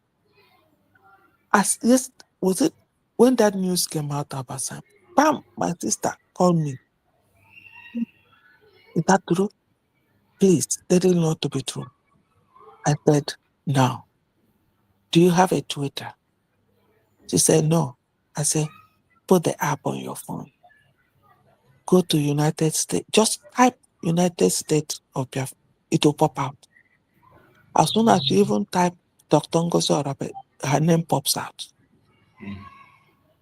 You see, she already come out and say that it's nothing like that.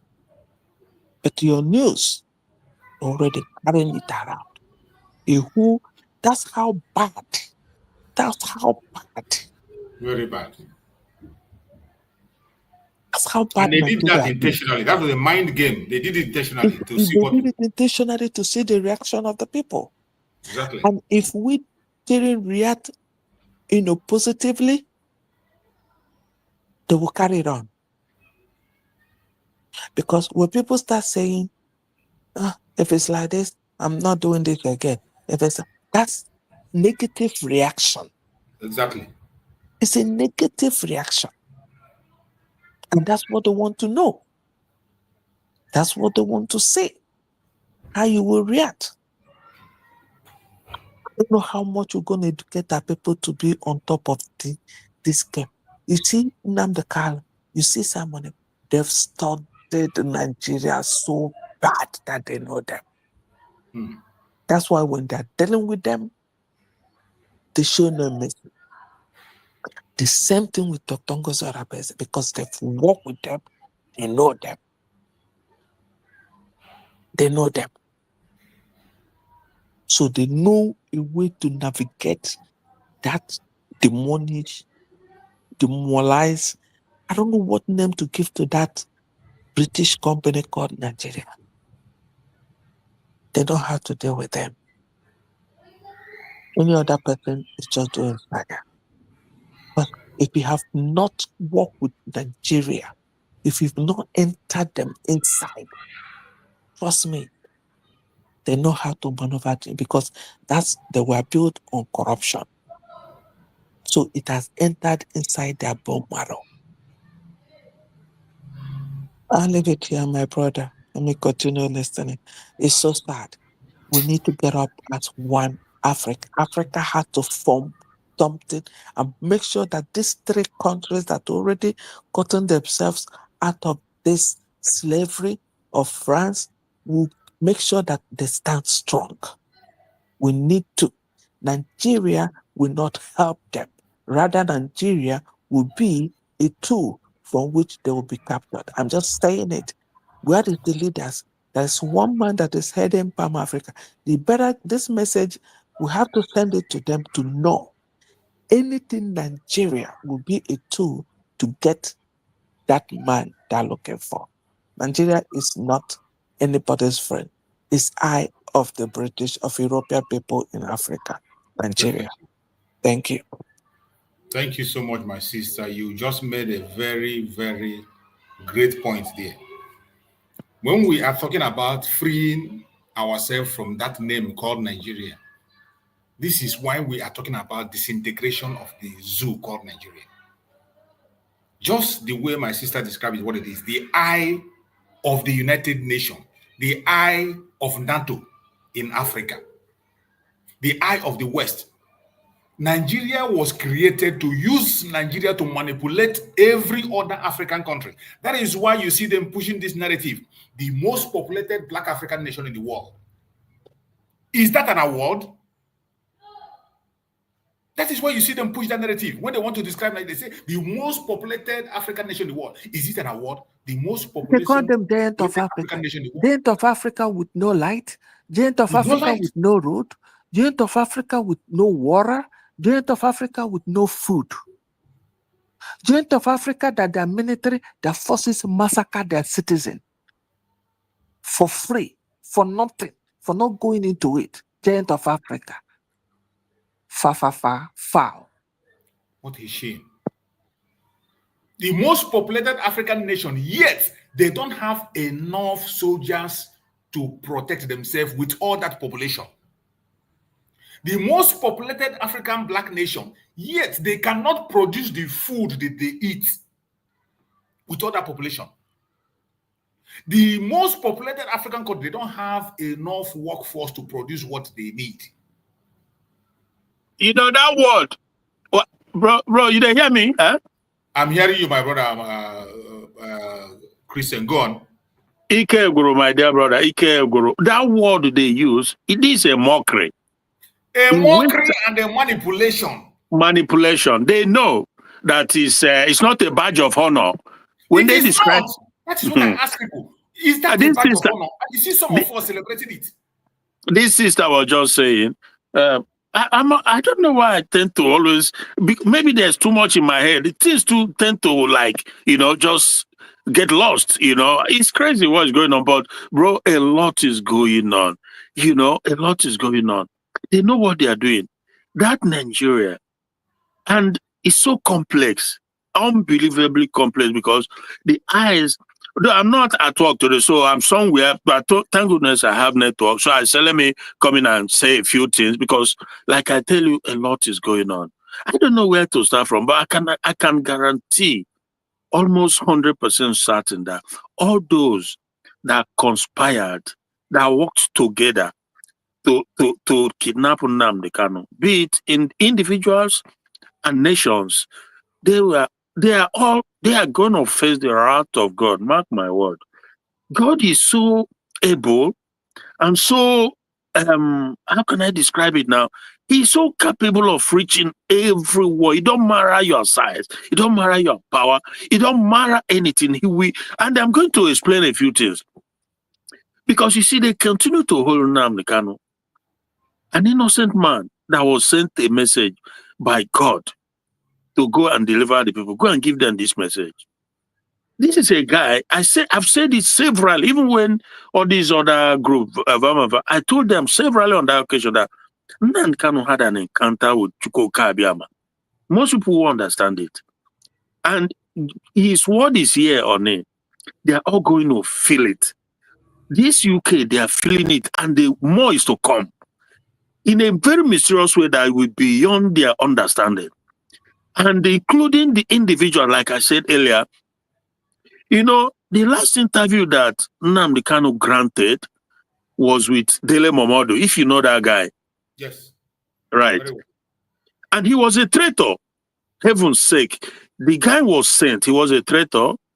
And like I said, that they are all going to feel it. God is going to, one way or the other, unleash his wrath on them, individually, collectively, and even nations. I'm telling you the truth.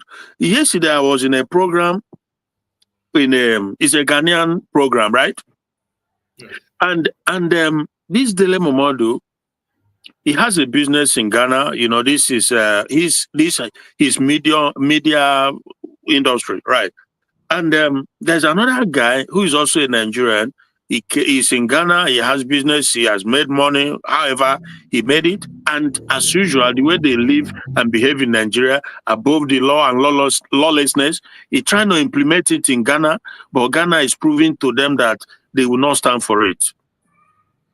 So they've handled him, and Dele Momodu came out to accuse the Ghanaians, authority, and the whole system that why are they doing what they are doing, that they are Nigerians, they come to Ghana to help them, to build it, and to invest, blah, blah, blah.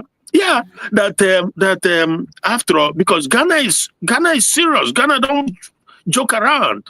They simply don't. They know what's going on. So the likes of this Dele Momodu, so he's saying that what is ECOWAS after all? If they are going after Nigerians like that, his name is something Ben whatever. John, I can't remember exactly, but yeah, Maxwell talked about the issue. He talked about the case here on this program. Exactly. So they are trying to put him in his place because what they are trying to bring into Ghana is that crazy lawlessness that has destroyed Nigeria. That place where money bags, anybody can just, you can do anything. You can do anything because you have money. Carry soldiers, you buy convoy. You exactly, exactly. Ghana and the Fulani, the Marauders, these Fulani Marauders, Ghana dealt with it very strictly, very, very swiftly because they know what the consequence is. And Dele Momodu happens to be one of those who is propagating these Marauders invading countries, because during that 2023 presidential election, because he was working with the Fulanis, Atiku. In fact, he was specifically in Atiku's camp. He came out to say, when people were talking about Fulani headers, the massacre and stuff like that, he was saying that there is a conspiracy against the Fulanis in Nigeria. Dele Momodu was saying. So, and I was like, really? Conspiracy against Fulanis, but the Fulanis are the ones who runs Nigeria. They own Nigeria on behalf of the British. So how is there a conspiracy against them? But now you can see clearly that his whole motive is that either that globalist or Panafricanist agenda, whatever it is, but in a very crude and in a wrong way, because they are just on the wrong side. Because you cannot expect a nation to leave their border porous open for everybody to flood in and come and destroy their nation in the name of ECOWAS or in the name of Pan-African or whatever. So, but that is what he's pushing. And lots of Nigerians, they have taken their madness, their lawlessness, they want to bring it into Ghana, but the Ghanaians are not having it. So this is the clash that is going on now. And from this program I'm telling you about yesterday, they are training that they're going to handle him, Dele Momodu, before it's too late, because he's trying to implant destabilization and destruction upon them. This, bro, I'm telling you that they from now handle him because he's a media man. If they don't, he's going to destroy. You see that Dele Momodu is a very dangerous man. I can remember when this topic I chose today about mind game of Nigerian government, their mind game and changing public opinion. Dele Momodu is one of the person they used to play that mind game on Biafrans. They wanted to play it on Mazi Nnamdi Kanu. And they thought that Mazi Nnamdi Kanu would lose his senses. You know, when he was interviewing Mazi Nnamdi Kanu, at a point, Mazi Nnamdi Kanu told him, if, for example, maybe somebody like you come to contest, if I want to participate in Nigerian election, I will vote for you. Yeah. That was what Mazi Nnamdi Kanu. And later on, he began to use that thing to campaign. Mm-hmm. He came to the role that P2B played. He was the one that the British wanted to use to play that role. Yeah. The Biafrans are not buying it. And you know that he's also, I think he has citizenship in the UK. He lives there. He have a home here. And you know what? You see that interview he granted was one of the loopholes they cooked up to have access and information to the kidnap of Nnamdi Kanu. And since the kidnap of Nnamdi Kanu, he has not spoken anything about it, despite the unlawfulness, despite the illegality. Dele Momodu has not spoken against it. And quite frankly, he's people less than, you can't even describe how much against Nnamdi Kanu the guy is. Why? Because Nnamdi Kanu has a different agenda. Nnamdi Kanu knows that if you want the black race to ever come out of this shackle, this perpetual, power and whatever development, you have to do the right thing. And the right thing is that it's simple. It is simple, as a matter of fact. You have to disintegrate this evil entity. This evil entity. That is Nigeria I'm talking about, bro. It's Nigeria I'm talking about. I'm not talking about any other place. I'm talking about Nigeria. If you want the black race to ever shine, most people, it's just sad that people can't see the big picture. I'm telling you the truth. You have to let the Biafrans go, Oduduwa go, or Arewa go. If Middle Bay want to go, wherever they want to go, even the Benin, a lot is happening. I can't say that enough. Something is going to happen. And a lot of stuff is going to be coming out. Because even as we speak now, this week is finished. Make no mistake. We've been saying it. People think that we say it's going to happen. It doesn't happen. These things don't happen overnight. But it's a slow process. But eventually, it just... Look, Tinubu now, the West, they are plotting. And there's a little bit of conflict of interest. Because British, they own Nigeria. And they want to continue to keep it for their own interest. But Tinubu is a man with so much baggage that people can't even tolerate a man who is a drug trafficker with the record is there. Everything, all the criminality, money laundering, all the certificates, everything is there. Now, there's also a section that is out to expose him, and the Northerners, the Fulani, who runs Nigeria on behalf of the British, they are lashing in on the fact that they had an agreement with Tinubu by giving him Shetima, Muslim ticket, to go and start, as a matter of urgency, start implementing the Islamization and Fulanization agenda. But Tinubu has a bunch of Lagos boys too, who are smart, unbelievably smart, the Bajabi Millers of this world, crook to the core, but they are coming in to kind of hinder, or not necessarily, but supporting that Fulani. The Fulanis that installed Tinubu there with the help of the British, they are coming against it, though it's not like very brazen and openly, but the Fulanis are frustrated, including the Sultan, including the Buharis, whoever it is, if it's the fake or whatever, and Sanusi, that former CBN governor, El-Rufai, all of them, they are feeling frustrated because their plan is not going as fast as they would have liked, as they would have expected. Having succeeded in implementing Muslim ticket, they thought it was going to be a smooth sailing. But it's not turning out like that. For whatever reason, Tinubu is just like, negating on the plan. And now they are coming out. You can't even imagine the level of force they are bringing. But it's not going to be as easy as that. So that's why I tell you that something is going to happen. Something just going to have to give. Because they are conspiring now. And the Igbo, so to speak, or Biafrans, they're somewhere in between. Because Tinubu is trying to cuddle, Now, the Northerners are trying also to play to us so that we can, sort of come there to push out Tinubu. But it's not as, it's so, this is chase that, bro, this is chase. But at the end of it, I have this feeling that out of this whole madness, God will do what he has always had in mind. That which he has promised Nnamdi Kanu. From the encounter, he has told him that you want Biafra. I say, yes, okay. I will see that I've given you Biafra, but this and this and this and that. And we are living through all this. We have to keep doing what we are doing. The USB, they have to continue to put the pressure. Everything has to come together to finally burst the bubble. This evil entity called Nigeria that we aren't supposed to exist, even not even for one day. It's not supposed to have existed because it's a pure, deliberate creation of the enemy from the highest position. I can't even say that enough. Nigeria is pure evil, but it's coming to an end because everything has a date and it's coming. It's coming as we speak. I saw also Showore, Deji Adeyanju, and that Solomon something from Middle Belt. You know him, who wears he was he a governor before or a minister? He was a minister under Buhari. You know the guy I'm saying, right? Yeah, Solomon Lala. Yeah. You know, for sports. Sports, exactly. I think it was probably yesterday because everybody can feel that something is, bubbling, something is building up.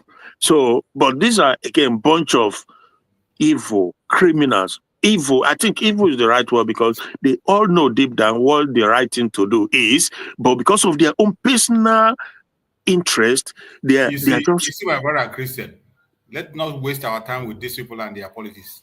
Did you know that Tinubu and co have said that they will conduct the coming election without PVC? I know. So, and you still see some people who are still hoping that something is going to change. Something is going to happen. For us, I thank Chukwu Okeke on how far we have gone.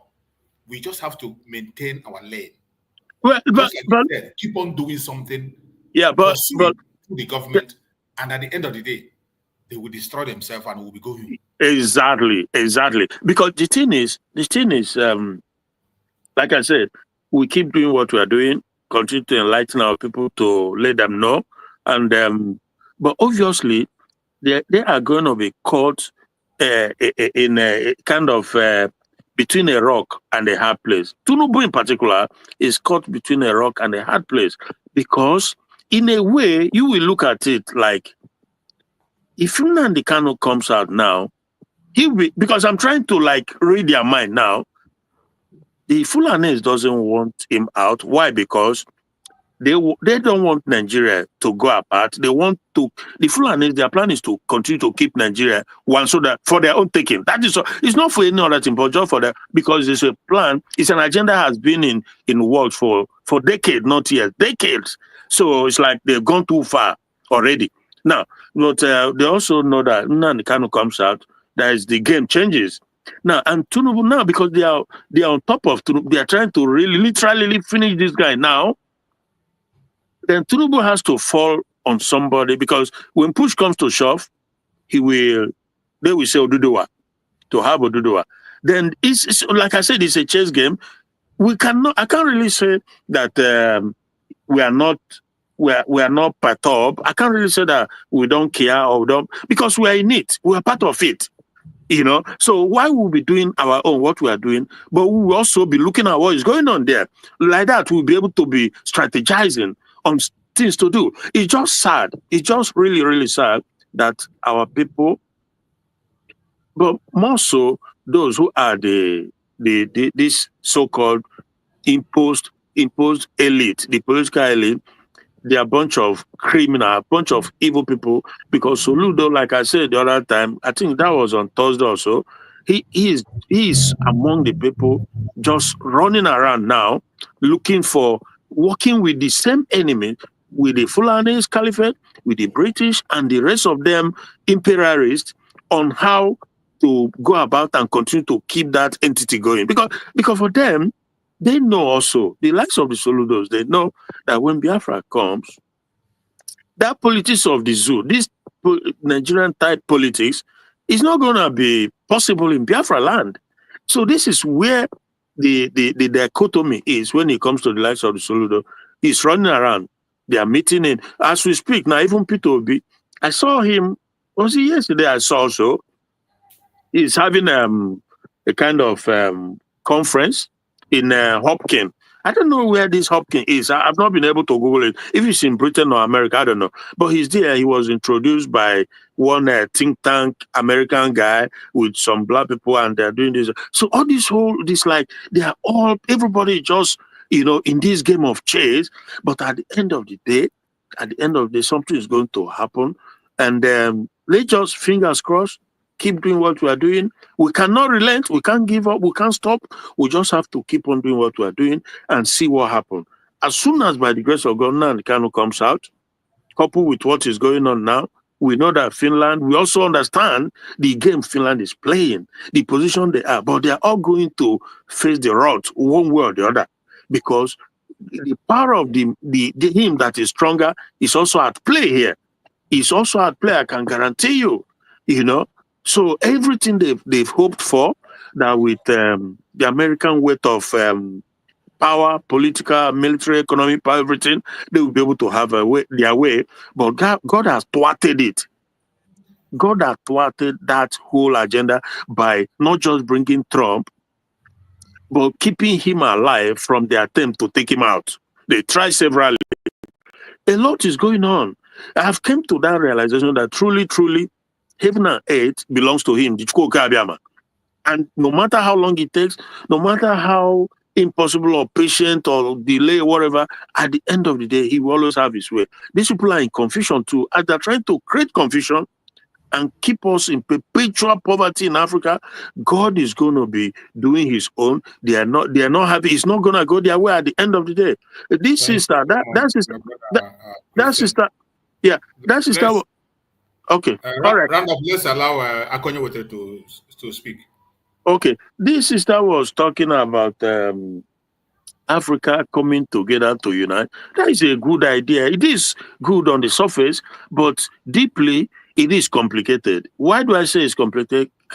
Because how do you unite African when they cannot see eye to eye on most issues or any issues? The Nigeria, for the most part, the way Nigeria goes is like they looked upon it like the direction or the pillar, whatever. When in actuality it's not, but they are using it to destroy and destabilize and to keep Africa. So now, but that same Nigeria is in the hand of people who only what they want and believe in is Islamization. So that is the problem. But anyway, thank you so much. Bye. Thank you so much, my brother. In that issue of Africa, as an individual, as an African person, every one of us must support Ibrahim Traore. Yeah, that is the main thing. Wherever 100%. you are, we must put up. This mind game is not only played in Nigeria, it's played in the world. You see how they throw out this word against Burkina. In the West, in Europe, they are saying it. In America, they are speaking about, if we do not act, thank God for the social media. Whatever platform you have, use it to speak out. Yeah. Use it to speak out. Let every black person rally around Ibrahim Traore. That is the only president standing out today. Sorry, let me quickly say this. If it were possible, if I had my ways, I would have liked to maybe either sit down, talk with him, or listen to hear where he stands, how he sees this Panafricanism issue, because it's not as easy as one looked at it. So I don't know how, because if anything that will disintegrate Nigeria, first of all, the problem of solving the African problem start from there. It starts from disintegrating Nigeria. Let the Arewa go form whatever they want to form and govern themselves however they want. Then they'll do one Biafra and the other people. Then you see the development start. We can work together. We can trade together. We can do everything, just like European Union. But you don't have to be in one country where one step forward, two straight backward. So that is the situation. Thanks, bro. Thank you. Akonyewete, go on. Let's hear from you, Akonyewete. Good afternoon. No. I thank you so much, Uncle Chief. But the issue I want to speak on. You just raised it now again about Burkina Faso. So let me just speak on it and anchor my own point and view on it also. The West, US is threatening to annihilate any rising voice. They've been on it right from time, Obama made sure that Gaddafi was eliminated. Obama is counting his achievement as the first black man to spearhead the affairs of United States. Buying of Colonel Muammar Gaddafi is number one thing. His number one achievement that he made. Compromising is it Iraq and Iran is another one. So now they are on it again because nobody would tell me that Trump is not aware. He started it with Orino in South Africa. They have to really they place some sort of ban on Julius Malema. So that is what I said. Last year, I made this point at the inception of this heated crisis that people created in the newly redeclared independent state of Biafra. I said it that West, I may not be vast in all the history. I may not be vast in all the geopolitics of this world. But the little meaning I've given to the understanding that me have towards the politics of the world. I wrote it on the comment section, you brought it up. Thinking that West have our interest at heart is just as someone that is producing something and saying that the customers, the people buying from him, should come and carry the goods below cost price, not even cost price, so that he will ensure that those customers of him or her are doing well, they are improving, and they are happy. We will say, with our mouth, we will confess that the West, they had nothing. We calculate all the countries in the West. It is only few that have mineral resources that have sustained them and are still sustaining them. The rest they are all getting it directly or indirectly from Africa. And that has been what has been sustaining them all this while. The wealth of the oil wells in Aberdeen, in the UK. When was the last time they drill oil from it? US, the one the land they bought from Russia, Alaska, that they discovered oil and other places that they discovered, that they refused to drill. But they want to buy off all other ones in Africa, Angola. They are fighting there because of their oil. And they will still come and position themselves, preaching that they are preaching for green energy. I don't know how to explain to our people. I don't even know the language we will use. More especially those that are in this struggle. To understand the way these Western people are working. I said it and I still maintain my word. If we do not do the necessary thing, the thing that we need to do. You see this Trump, that is the US president. If he did not push for third term, if he push for third term and Americans allow him to maybe to contest again, he will still rule this time that he's now, this current 4 years that he is now the president. And he will not look our way. He will maybe contest again and win. He will still rule, he will not look our way. The day the West will start looking our way is the day we will stand our ground. I'm not talking of Africa in generality, I'm talking of we. And the clear evidence, clear example now and evidence is Burkina Faso. Is it Burkina Faso that first had you among these three countries? I thought it's Mali, okay, Burkina Faso, followed by Mali and Niger. Now, Burkina Faso is the one leading them. Like our brother Christian just asked if he had his way to sit with Ibrahim Traore to ask him his own opinion, his view about this Pan-Africanism. His view, he has answered it during the end bad governance protest in Nigeria. He answered that question. He said if democracy, at the heat of that protest last year, Ibrahim Traore granted interview. He said if democracy is what they are witnessing in ECOWAS, and if he pointed Nigeria that he did not want democracy.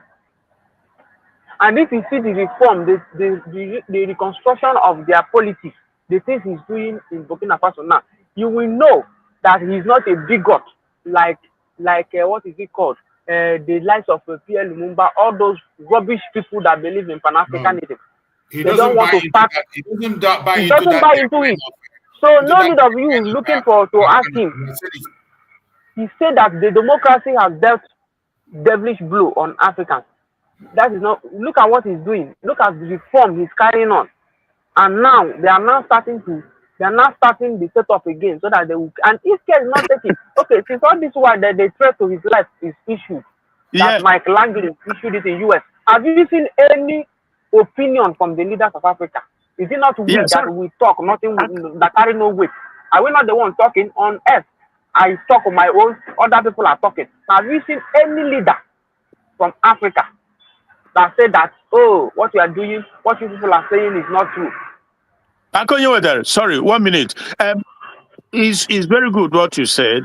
So now I remember when he made that comment about the protest in Nigeria, and you've also clarified that he doesn't see it or take the position of the Lumumba, all those ones. So that is good to know, because my point was that does he believe, because there's people like that who believe that Nigeria has to, that is the giant of Africa or is the most popular, blah blah blah, that they should keep everybody wild. So, but again, I don't know if he's of that opinion or not. But if he's not, then it's good. Even not to say that he is the one to do everything or do this for us or whatever. But at least your position, the position you take as a leader of a country matters. And I hope that even Ghanaians or their government will begin to realize that Nigeria is a black hole even upon them. So thank you. That's just my point. But it's good you made that point.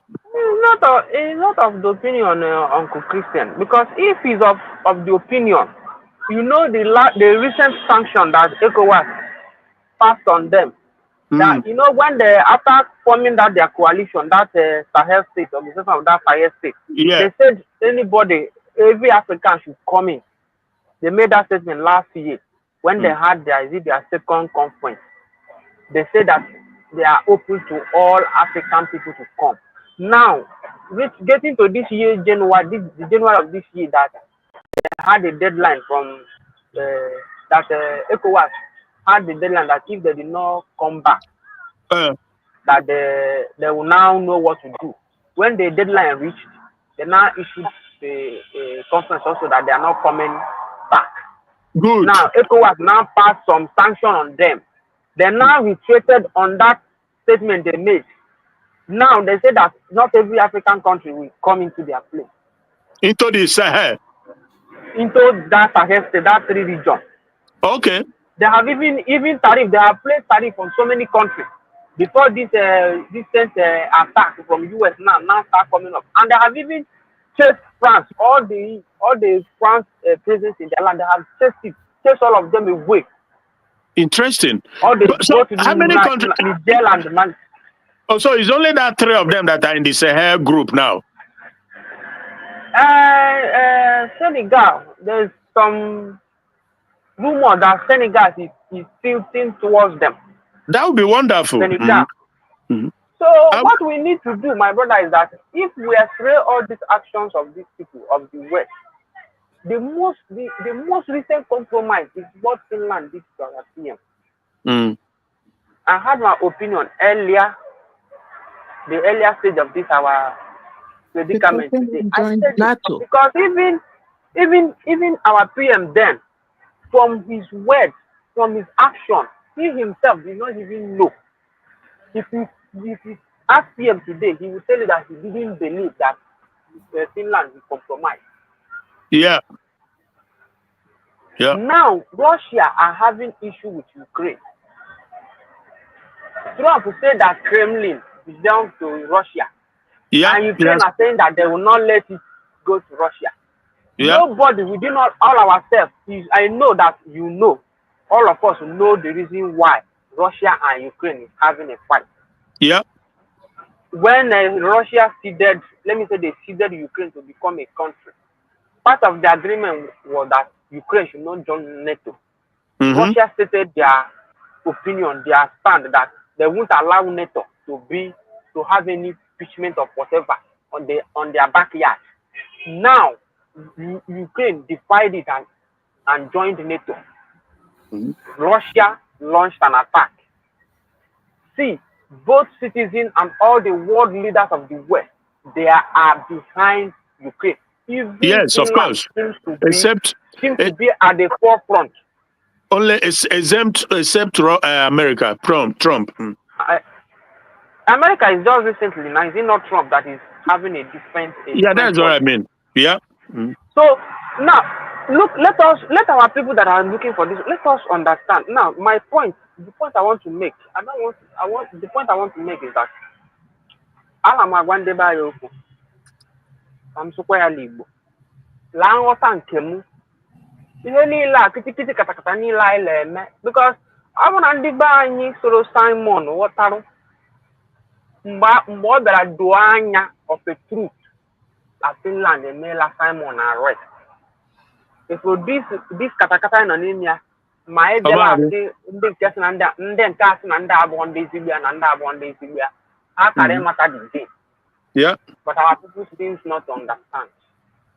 And I have been able to conduct my own little investigation, as in mind investigation. I discovered one thing. What is that underlying fact that is causing all this? When Nnamdi, because on Nnamdi, when you do this struggle kind of linear, who was the camera or last of us,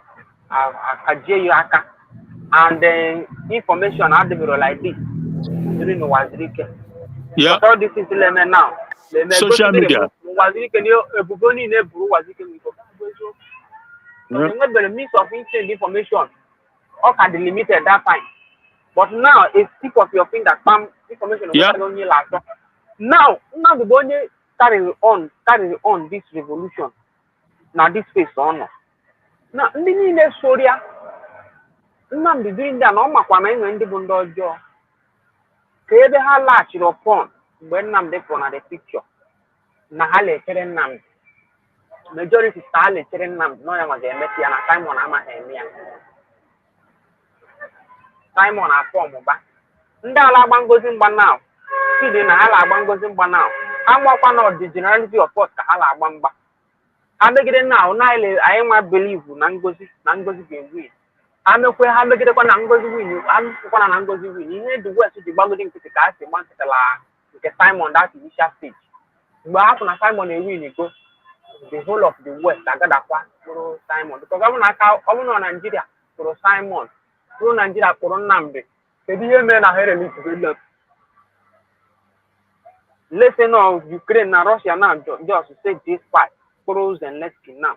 Ị ga-anụ ihe gị mpịtị ga-apị. So West bụ anyị mere ihe ha bụ. So ndị nọ na diaspora amam ka ga-esi position okwu akwuo ya. But on dọ ka njọ bụ ndị nọ na diaspora. Ndị lere this struggle well because on ndị nọ na diaspora la corrupt to the mind of ndị nọ n'ala. Ekwugo ya na program say ọ bụ na ndị nọ na diaspora wọtagodo hapụgodo ndị nọ n'ala. Poverty kala contribute na ndị nọ n'ala. But ndị nọ n'isi now unu nweta ha n'onwe unu ka ha nwee understanding. Ndị niile onye ọbụla nụrụ ya however ha ga-flip ya let them flip it. Nweta ha n'onwe unu water the game West la-agba. If ndị nọ n'ala ga-fall immediately. But ndị nọ n'elu na aghọtaghọ. Nwaanyị isi ọcha now ya na si ya la do n'owu chọrọ ebe ọ ga-ezute ego chance adịghị ọrịa. Let him go up now because he watch ya ha a full and fall back ha fọlụrụ na ha enweghị dị stand n'ime fall back. The only stand ha nwere bụ na ha na-eti mkpu ka ha bịa tinyere ha ego. Ọfụchi na-enwebere ego ndị mmadụ na-atinyere ha ka ha siri chọọ. Ha resọtụzie ntụ ịkọ Dr. Ngozi ọnụ. So biko ka m na-ayọ West a ga-enye anyị anything and ndị lapụta ede ndị na-edegasị na X that na Dr. Ngozi should go meet Russia, meet Burkina Faso. Ọ bụ na ị nwere little knowledge about geopolitics, ọ dịghị ọkụ is like that. Ọ dịghị is like that because there are so many things ndị anyị legit meet that consider. But anyị nweta ha na our unity, even those West, anyị le hope. Ị ga-afụ ndị ga-afụ na anyị nwa adịgo united na onwe onye ga-edefy anyị. Then they will show interest. So many people now lele because of all this fracas, starting from Oge nke Nnamdi to Simon Ladikola Gada opinion. It is again. Kama anyị nwe ngwọta ihe mere anyị la Nnamdi adịghị eme anyị again. Nke na-emezi anyị kịta kazizi the worse. Because this set of people now fight this struggle now is even more worse than DOS. Ha na dị more cancerous than DOS. Ha nọrọzi hala chịọchị. Ebe anapụ ha ọnụ n'ara ebe ha si eri. US debere mmanụ ha kala ego mmanụ were tarif lak mgbe ọ sọrọ ha wego dọla elu butuo price mmanụ ọsọ ha wetuo ya ala. Just la agba the game ebe anapụ ha. France now bro from France to Finland according to ndị crew alleged na pass go gas pipeline to them so that ha gala enweta gas. Then ihe niile ahụ mere obodo ha ji bụrụ odogwu. Ọ bụrụ because of la ofunde la efuku na ha ga-apụ ka ha ga-eji no ọ kwa emere ebe ha ji ka dị mma ala agbaga ebe ahụ. I want to this is the game ha na-eme now. We will undo them, and when we undo them, that word of Armageddon will come. All those rubbish Hadrela Bible now coming second coming of Jesus Christ, the Antichrist. On back unu ga-apụ the Antichrist. So all this is now behind the Bible kwesịrị ịghọta. Lọnata ha azụ ma ọ bụrụ indeed la the majority of them chọrọ ka anyị nweta onwe anyị. Mgbe a ka ha ga-ama na ọ bụghị mụ na-ekwu okwu now ka onye ahụ kpọrọ m asị ga-efili na ọmụnwa bụ problem ya na ọ bụghị ọmụnwa nakwa ihe ahụ nọ n'ikpuru ihe ahụ na-eri na nke sekwu ya ihe na-eri mmadụ arụ nọkwa ya arụ as in something the moth that is destroying anụ bụ n'ime anụ ahụ ka ọ nọ na ihe ahụ na-eri anyị nri bụkwa ihe anyị nọ. Even to the understanding na onahi nọ na US onahi nọ na Britain onahi nọ na Asia na ọ na-enweghị iwe. So anyị nweghara those understanding because na ka all these our leaders aji siri nwere ya. Nnamdi nwere such understanding, Simon nwere such understanding, and they understood them, but they failed to understand our people and the understanding of our own people. Sikwa anyị nwa n'aka anyị nwa failing to understand the fight I set out to fight. I dekọta onwe anyị ọnụ now what ihe a m na-ekwu ama m ka ha onye ọbụla ga-esi ghọta ya. Anyị ghọta ha anya ya mara na problem anyị bụ West, and kedu ka problem anyị si bụrụ West because of ihe ha na-enweta they are not ready to lose it. If you go to China na akawa support to gị when you get yourself and start being prosperous kedu ka China ga-esi na-ship their goods ha na-arụ. You go to Japan or Germany larụ Mercedes all those things. All those things bụ ndị be anyị kwesịrị ịghọta because isi na ọ dị eme kedu ihe eme na ndị be anyị agbawabere moto ịnọsị onwego onye sitere down jụọ onwe ya ajụjụ anwa mgbe ọ dịsị moto bụ super class today mgbe o bidoro kedu ka o siri bido kedu eme na ndị be anyị agbawabere ya contract ha na-bid behind the scene. Kedu onye mee ka eme mere gọvanọ pụta ọ chọrọ ịzụ moto ọ ganye Lexus ma Toyota Gala Toyota or sister ọrịa Toyota van or putere ya Lexus ijugo ka esi eme mere brand new car ka ha na-agba. All these things the activities of the West. Phone anyị le gadget mụ na gị na-ekwu anyị laa na abidoroba nke anyị kedu ka ha ga-esi ree. All these things bụ ihe anyị kwesịrị ịghọta anyị ghọta ha anya anyị nakọta onwe anyị ọnụ makwara la ọgụ abụkwa ọgụ achịtabala aka agba.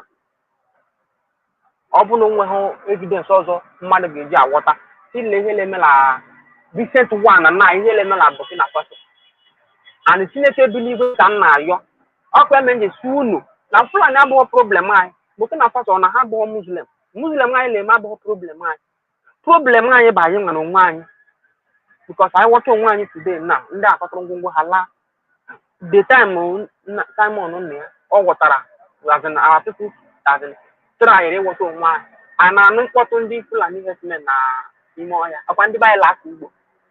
Ozugbo wepụrụ ya, anyị aghọtazi onwe anyị, alachita azụ. The lines of Dr. Dameji na-ekwu okwu ya, okay, Ogugo na-ekwu this morning. Ọ ka na-ekwu okwu la site at home. Site at home a na-eme now, ọ ka dịgo nke a na-eme dị mgbe the Simon on ya. Na all those places a na-eme ya, site at home now, ọ ka dị, ọ bụ times 2 ka a na-eme now. Ha ka na-ekwu okwu ya. So that's the little thing I want to say. Thank you all. That's the message I'm saying. Let people understand. I'm begging them. Let them understand. Man, the other group in the last corner, because you can now.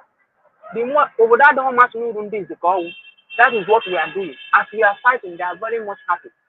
They are happy. But if everybody will pull down your ego, come more than Marana of the truth behind our look, I'm going to why. Then a Bako Bible could only tell you roll on about the cost for Malakobi, the warrior. Nibo le mefia mere before ni ba long wine so ndi Igbo butere bụ mana da long wine anyhow rukwe ma today so Igbo butere bụ mara anyị nwa ada long wine just na ibi ala long wine anyị gbakọ anyị mara ihe anyị nọ n'ime ya anyị mara ka anyị si aga ndị lasịtị mụnye ọkụ la ba anyị ka ọkụ na-enwe viri igwe a m na-ajụkwa ha ma amụnye ọkụ ahụ ha nwekwara mmiri ha ga-eji agbanye ya. So that's the little thing I'm like, so them they will cut my voice, they will flip it and say whatever they want to say. But if you cut my voice, they flip it, they tagging you sorogi. You to quite hate you of mouth because when me get videos of I am everybody. I am even more than a cook. You could see no gamma. So that is the only little thing I want to say. Thank you very much. Bro, choose. There's something I want to suggest, just a suggestion. This PAM Africa and whatever other group that African are forming, I hope we'll have a representative, like just an observer, and sometimes an observer can also contribute, because most Africa still uphold Nigeria as a giant of Africa, as a rich country, as a country with resources, and most African countries are scared of Nigeria. But we need to have a representatives in certain areas to speak up, for those who are still ignorant of what Nigeria, about Nigeria, we know better. Because lack of knowledge is killing a lot of us in Africa, lack of knowledge, So that's one of my suggestions. And my question is, I have a question. Why are they focusing in that Abraham? What about Niger? You remember the time they wanted to fight Niger Republic? Was it time for Buhari? They blocked it. So they protect this Fulanis and they protect their own. So yeah, but sorry, sister, the thing is that this Fulani issue has a global dimension to it, because even at the UN, they have a strong representative there. And in the ECOWAS and the African Union, they have people also who sympathize or who believes in the agenda of settling them from the entire Sahel region, the Marudas, in Nigeria. Probably because also they see Nigeria as a soft spot where they can easily settle. Having tried in Ghana, failed, tried in even this Burkina Faso, they are all against them because their belief system is just crazy. They come in the name of religion, but in actuality, it's not religion. It's dominance, it's enslavement, and to just subjugate you perpetually. So that is why you see because Ibrahim Traore is a Muslim too. Burkina Faso is like maybe 80-something% Muslim, but they don't believe in the type of this Fulani Muslim they are bringing from, more like this Arab blacks. I don't know what it is, but it's just crazy. That is the situation. So that's also one thing that makes the Panafricanism business very difficult and complicated, because how do you do that when Nigeria is under the influence of these Fulanis and the agenda cannot cohabit with the typical traditional African belief system. So that is the problem.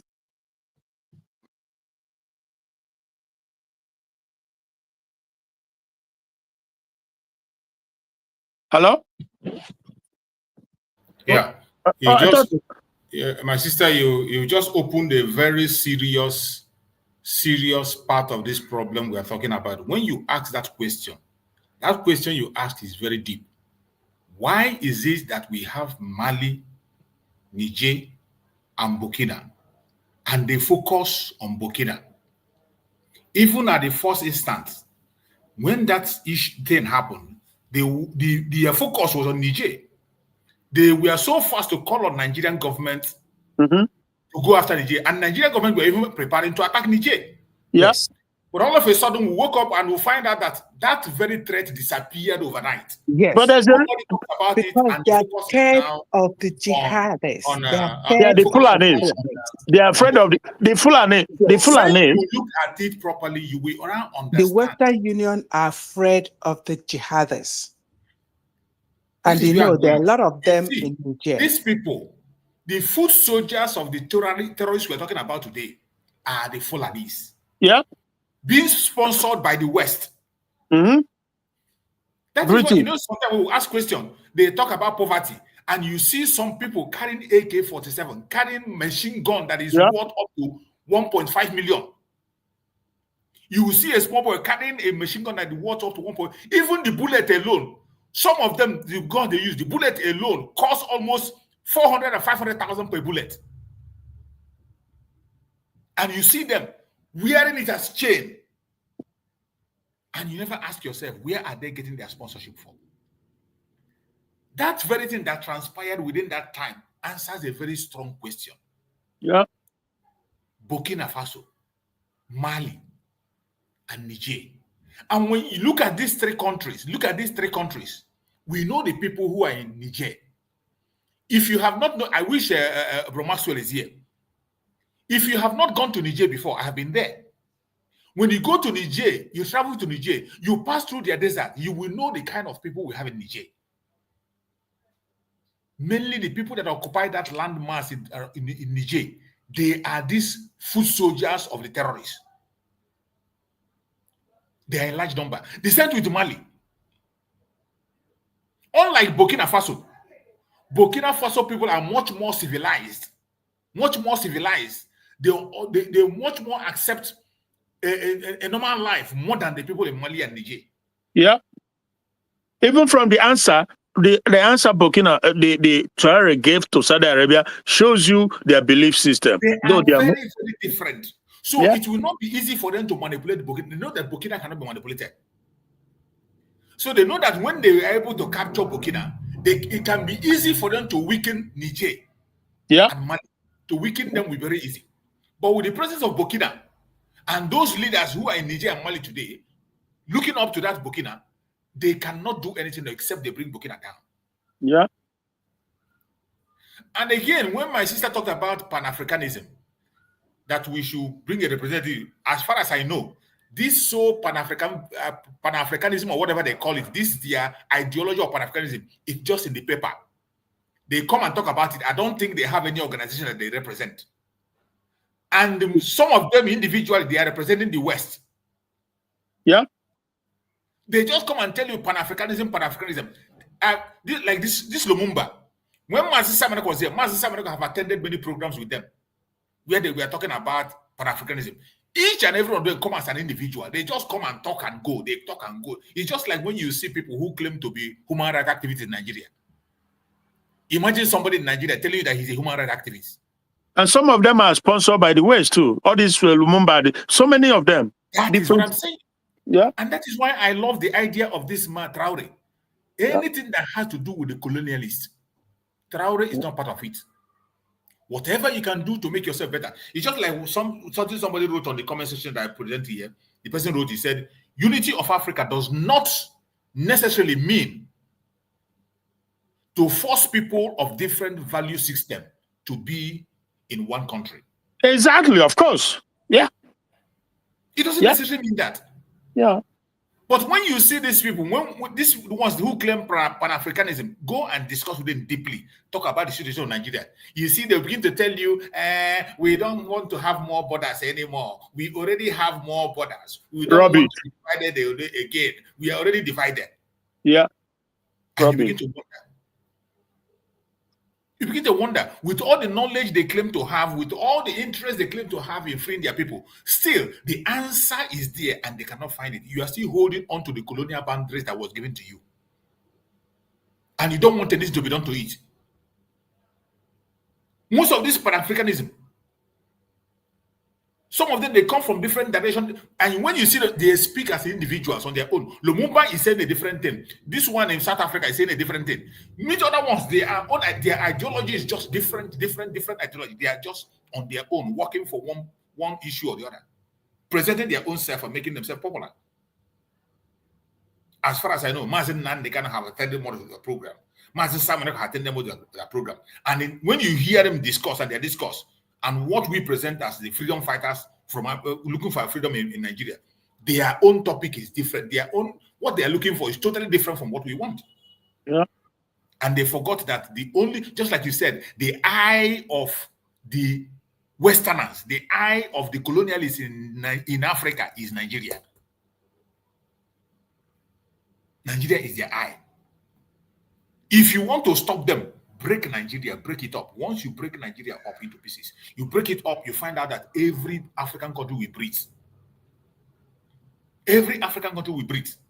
But they continue to tell you, giant of Africa, the most populated African country in the planet, you must respect them. You must do this. And they continue to use that to manipulate other African countries. Until we learn to break away from those lies, we will make no headways. My brother Greg, take the mic and let's hear from you.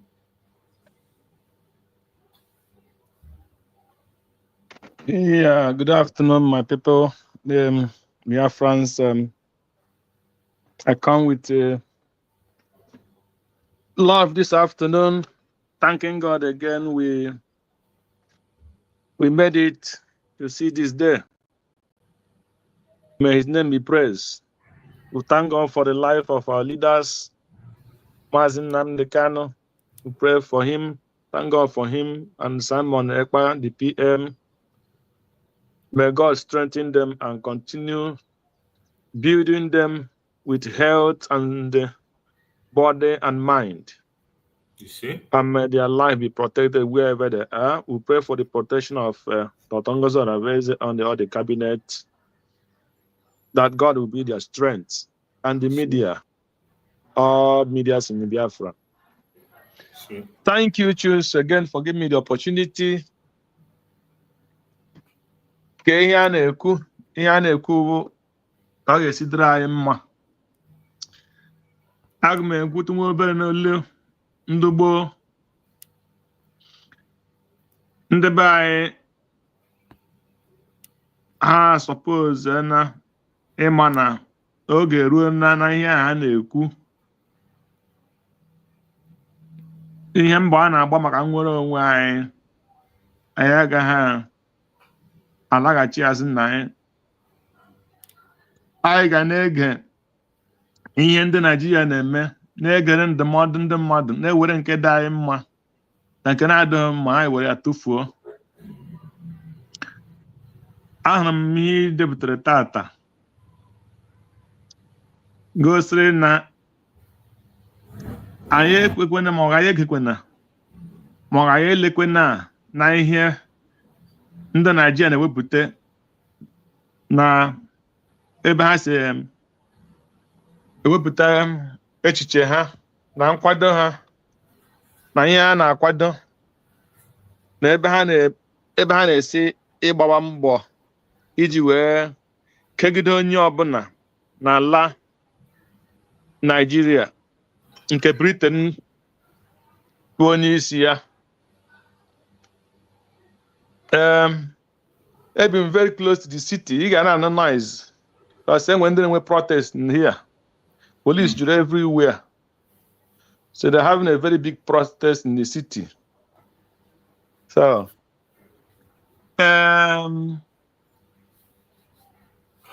dịka ihe anyị na-ekwu maka ndị ntụziaka ndị Naijiria na-ewepụta na nkwado ha na aghụghọ ha niile, dịka ihe nwanne nwoke na ahịa Uchus wepụtara. Ịma na ọ bụrụ na ile anya ihe na-eme n'ala Naijiria enwetago ya bụ ozi ndị Biafra na-ezi. Ozi ahụ abanyewego ha ime. Ọ bụrụ na ile anya ihe mere na ịgba nke, ịma na ozi ahụ Naijiria anụwago ya. Ọ bụrụ na ịghọta ihe na-eme na ala Edo, ịma na ozi ahụ Naijiria anụwago ozi ahụ. Ala Naijiria anụwago ozi ahụ, ma mmụọ na ma mmadụ nọ na Naijiria anụwago ozi ihe gbasara nnwere onwe ndị Biafra na-ekwu maka ya, nnwere onwe ndị Igbo na-ekwu maka ya. Mmụọ na mmadụ nọ na Naijiria anụwago ya, nwee obere ọ banyego ha ntị, ha aghọtawago ebe a na-aga.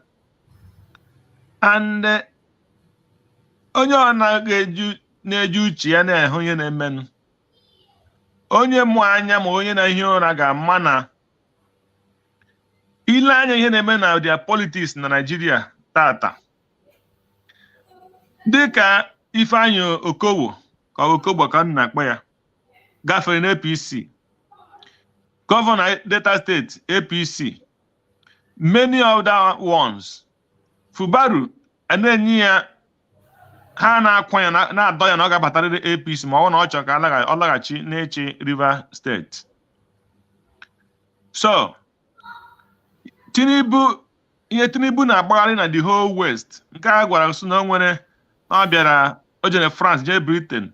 Ozi ọ na-eji ya bụ ọ bụrụ na ha kwadoghị ya na Naijiria ga-ekewa. Ozi ya ka ọ na-ejikwe ndị Fulani na ndị ugwu. Ọ bụrụ na ha kwadoghị ya na Naijiria ga-ekewa. And onye ọrụ lere anya na election ha mere nke Tinubu ji wee baa na-achị be anyị ga-ama na ọkwa ozi ya ka o ji wee bata site na onye nke nwanne ya nwoke ọ kpọpụtara tinye na ya bịa kwuwe maka ihe nwere onwe ndị Oduduwa. Onye ahụ bịa na-ekwu nwere onwe maka ndị Oduduwa. Then ha ndị APC achọbụghị inye Tinubu ọchịchị aha. Mana mgbe ha lere anya na ọ bụrụ na ha were ọchịchị aha n'ike, ndị Hausa were ya, that na-enweghị nke anyị na-ekwupụta aka Naijiria ekewago. So ihe a mere ha sị oke na ha enweghị the lesser devil ha nwere bụ Tinubu, kama ha ga-enye ya Obi, kama ka ha nye ya Tinubu, even though na ha mara Tinubu ewe onye oshi, mana maka na ọ na-akpọ isi ala, and ha ga-emewuli ihe dị na Tinubu karịa ihe dị n'Obi, na ha ga-enye ya Tinubu, ha were ya nye Tinubu even though na ha mara na Tinubu dara. So and ọgwụ ofu gịnị ka a na-eme kịta, ahịa ka ha na ha azụ kịta. Ahịa a na-azụ bụ na ndị ụwa na-agwa Tinubu ka ọ hapụga Nnamdi Kanu. Ndị Igbo na-agba mbọ, ndị Igbo nọ n'ọchịchị na-agba mbọ sụsa hapụ na Nnamdi Kanu. Even ndị ugwu dịka Benue, Jos na ndị ọzọ na-ekwu ka hapụ Nnamdi Kanu. Ndị ji Nnamdi Kanu kịta bụ ndị Igbo nọ n'ọchịchị na ndị Fulani. So ahịa na-azụ na bụ na Tinubu na-agwa ndị ụwa na ọ bụrụ na ndị Fulani were ọchịchị na ala Naijiria ga-eme gịnị, ga-ekewa. And now ihe a na-eme na-abụ ndị ugwu gbasa mbụ ala, even though na ihe Tinubu na-eme ha achọghị, ha adịghị ha obi mma. Orukwe n'isi ọkwa onye gịnị, ọkwa Tinubu a ga-achịkwa. Enweghị alternative. Ọkwa Tinubu a ga-anọkwa di ya. So then ihe anyị rụrụ onwe anyị ga na-agbazi mbọ bụ ozi ahụ Nnamdi Kanu na Simon Ekpa bidoro, anyị ga-akwudozi ike na ya na-eme gịnị, ebe ọ bụ na ozi ahụ abanyego ha, ozi ahụ na-aba n'ala, ọ na-aba n'ala ebe niile gbasara Biafra, ebe niile Biafra metụtara. Ozi ahụ erutewogo ebe ahụ, ha anụwago ozi ahụ, ha na onwe ha ndị nwere onwe abatawago ha na mmụọ, ihe ọrụ anyị ga-abụzi ịgbawazi mbọ n'ụdị ọbụla anyị nwere ike isi wee na-eme ka ozi ha na-aba n'ụzọ ọbụla a ga-esi mee ka ozi ha na-aba a na-apịa anya anyị kwechikọrọ na nnwere onwe a ka anyị nọrọ gịnị ka anyị nọ na ya. So ịbịa na-ekwu ịbịa ọ bụrụ na ịbata ihe gbasara ka ihe na-akpọ ya ndị Afrịka sịkwa ndị Afrịka asị enweghị ihe dị ka ndị Afrịka because ndị Afrịka enwere onwe ha a na-enwe onye na-enwere ha onwe ya enweghị ihe ọ na-ekwu. Onye na-enweghị onwe ya bụ ihe asị ya kwuo ya kwuo. Ọ bụrụ na ị ga ihe Uganda president kwuru n'oge na-eteghị anya sị gị na mgbe e nwere ihe a chọrọ ime gịnị enwere nzukọ ha nwere ndị na-achị obodo ndị Afrịka ha nwere nzukọ wee nọ n'ụgbọelu ewejuo ha ka ebe ha na-aga ha asị ha na-aga ime ihe ka maka ịgba mbọ ka a gara emegide ọkwado Gaddafi ka ọ gịnị ndị West wee kpọọ ha sị ha na ha chigha azụ olee aha ha nọ na plen ahụ mee gịnị ha chigha azụ ha agaghị ihe nzukọ ahụ. So elee ihe ị na-akpọ Panafrica gị na-enwe Panafrica bụ na ihe West gwara ha onye nke ha tinye n'ọchịchị ha agwa ya ihe ọ ga-eme. Onye nke ha tinye n'ọchịchị ha agwa ya ihe ọ ga-eme. So enweghị ihe dị ka Panafrica because ọ bụrụ na ịbịa n'Europe hụ ihe na-eme n'Europe ọ bụrụ na ọ n'Europe ka a na-egbu mmadụ otu esi egbu na Nigeria ha nwe onwe ha ka ebuwegwo agha buso onye na-achị obodo ahụ n'ebe ha na-egbu mmadụ. Mana enwe ihe ndị na Afrịka na-ekwu maka igbu mmadụ even nke ha na-ekwu na a na-egbu ndị ụka a na-egbu Christians a na-eme ihe enwere onye Afrịka ọbụla ihu na-ekwu okwu na a na-egbu ndị Afrịka a na-egbu ndị mmadụ na Nigeria ma afọzi igbu ndị Christian no. Ọkwa West na-ekwu na a na-egbu ihe ma ndị West ahụ because of ndị some Christian nọ na West na-anaghị gọọmenti ndị dị completely neutral nọ na Christianity na-enye gọọmenti ha pressure a na-egbu Christians. Ọ bụrụ na ọ dị gọọmenti ama ha gọọmenti ha mara na-egbu Christian n'ala Biafra n'ala Nigeria mana ha achọghị itinye ọnụ dịka onye chịburu ma Obama ma Biden because of na Trump batara through Christianity. Ndị voturu Trump in Christians backed him up maka gịnị ọ kwere na ya achọghị ka a na-ewepụ nwa n'afọ. O kwere na ọ chọghị nwoke na nwoke na-alụ nwaanyị na-alụ na a ga-akpọ nwoke kpọ nwaanyị. Ọ ya ka ndị na-eso ụzọ Kraịst ji wee mee gịnị were kwadoro Trump ya wee mee gịnị wee bata. So ọ ya ka iji wee nụwa ka ịhụ na na-ekwu okwu atọ ihe gbasara Christianity na Afrịka precisely na Nigeria. So ndị na-achị Afrịka enweghị ebe ha standịrị enweghị ihe dịka Pan-Africa enwekwe na African organization. There is nothing like an African organization. African organization ka ofu mkpụrụ ihe ndị African organization megoro achieve na Africa just point one. The only thing ha mere ha ga-eme achieve otu anụ mgbe anụwa Niger ndị amị were ọchịchị na Niger ndị America na France gwa Tinubu na ya ga-achụpụga onye isi ndị Niger. Mana onye isi ndị Niger because ha bụ Fulani ka nkụ ebe ahụ ọ gaghị aga ebe ahụ because ọ mee ka ọ na-etinye ebe ahụ ha gbagbuo Tinubu ha unite wepụ ya na ọchịchị gbagbuo ya ozugbo. Ha mara na ọ bụghị ihe a na kwuru ka ọ na-eme. Mana ọ bụrụ na onye Fulani ka a na-eme ihe na Cotonou enweghị ihe mechara n'ụwa ka ha gara ịga wepụga onye Cotonou ahụ ibido na ha mara na ndị Yoruba agha ha do ha mma. So ọ yiri wee gosi gị na enweghị ka Pan-African kama ọ bụrụ na ikwu na enwere Islamic Africa enwere m ike ikweta na nke ahụ nwere ike nwere ike ya bụ na nke ahụ na-arụ ọrụ. Mana ọ bụrụ na enweghị ka Pan-Africa mana African Organization enweghị ihe dị otu ahụ na-arụ ọrụ. Onye ọrụ na-etu anya na-enwe ihe na-arụ ọrụ na ihe gbasara Africa mana onye a amaghị ihe. So ọ bụrụ na ịwọchị ya enwere ihe ma m sendịrị na ihe ma choose yesterday na ọgụ a na-alụ na maka ndị Boko Haram. Onye ndị amị ka ndị amị a si wee na-alụ ọgụ ahụ ma ndị nke achọrọ achụ ndị esendere sentence ha life imprisonment mesie tinyezie ha na 10 years before Buhari bịazie eme gịnị nyezie ha pardon. I wee hụ that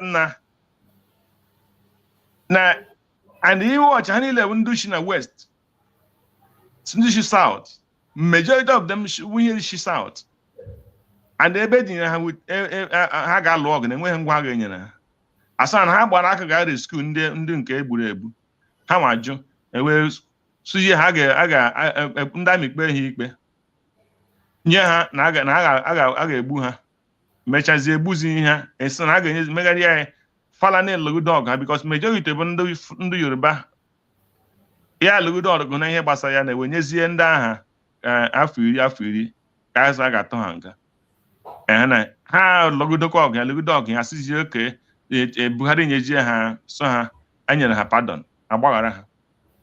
Ị na-agbaghara onye na-edi ya ga-alụ ọgụ ndị bụ ihe mana ihe nna chịkọwa ebe ahụ onye amị ewe na-akọwara na ụdị egbe ndị a na-ebu abụghị ụdị egbe ọ ga-abụ na ụda ya ga-ekwudo na ha nwabụ ụdị egbe ndị a bụ na ha na-enwere egbe ha na-ebu na-enwe machine with diesel ha na-agbanye diesel n'ime ya with that generator ya na-ehepụ that bullet wee na-eme gị na-apụ it's unstoppable and ọ bụrụ na ha nọ ihe dị ka ebe 50 kilometers ha bụrụ na ha chọọ ịga ọgụ about 50 kilometers or 20 kilometers ha na-ebido from 20 kilometers wee release that mgba ha isi ebe ahụ buru that ya isi ebe ahụ kwere egwu a na-abịa ị ga na-anụ ụda ya ha ga-ekwegoro ya na every corner niile ha si wee na-abịa gụnwa bụ onye amị ga na wee ma na ndị adụ nkwadobe na ngwa agha ha agaghị agwụ agwụ so ụdị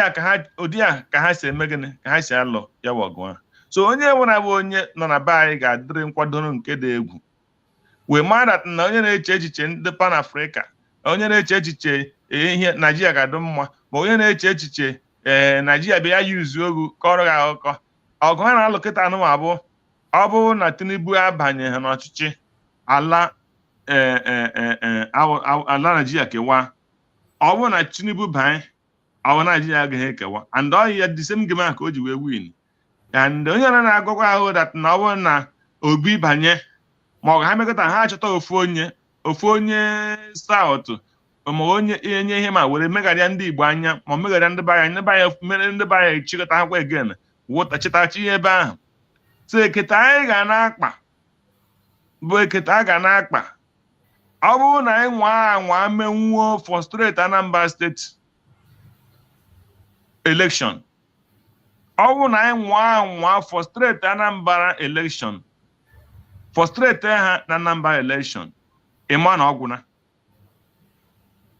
ọgwụna so message ọhụrụ na anyị ga-enwe ị na-agwa ndị be anyị sanitize ha ka ha na-akwado ihe gbasara election lekwe position mbụ Biafra anaghị alaghachi azụ na nwere onwe ha bụ ebe anyị kwụ na ya onye ha na-eyuzu Soludo aga na London nwebe oge ya lọta after Tinubu lọtara ya ma jee ka ọ ga sign ya si ya na ihe ha na Tinubu kwuru ihe ọha o kwere na ya ka ọ bụrụ na o kwere na ya apụ ya akwa that na nwee ihe ka Biafra so ọ bụrụ na anyị kwudo menwuo Tinubu because onye nke ha na-eyuzu ụzọ dị mma oge ya agwụwana ya ma nọzi na nkwapụ so ha amaghị ebe ya nke ahụ shi so onye ha ga-eji n'aka kịta na onye ha fil na ọ gachi ịbanye ọzọ bụ Soludo so Soludo ga onye ọ ga-ahụ Nigerian gọọmenti and the West jiji na ha wee mara na ekwe na Biafra ihe a na-ekwu ya asụ mba ha si oke so ga-agbagbuchiwe ndị mmadụ ka e wee nwee election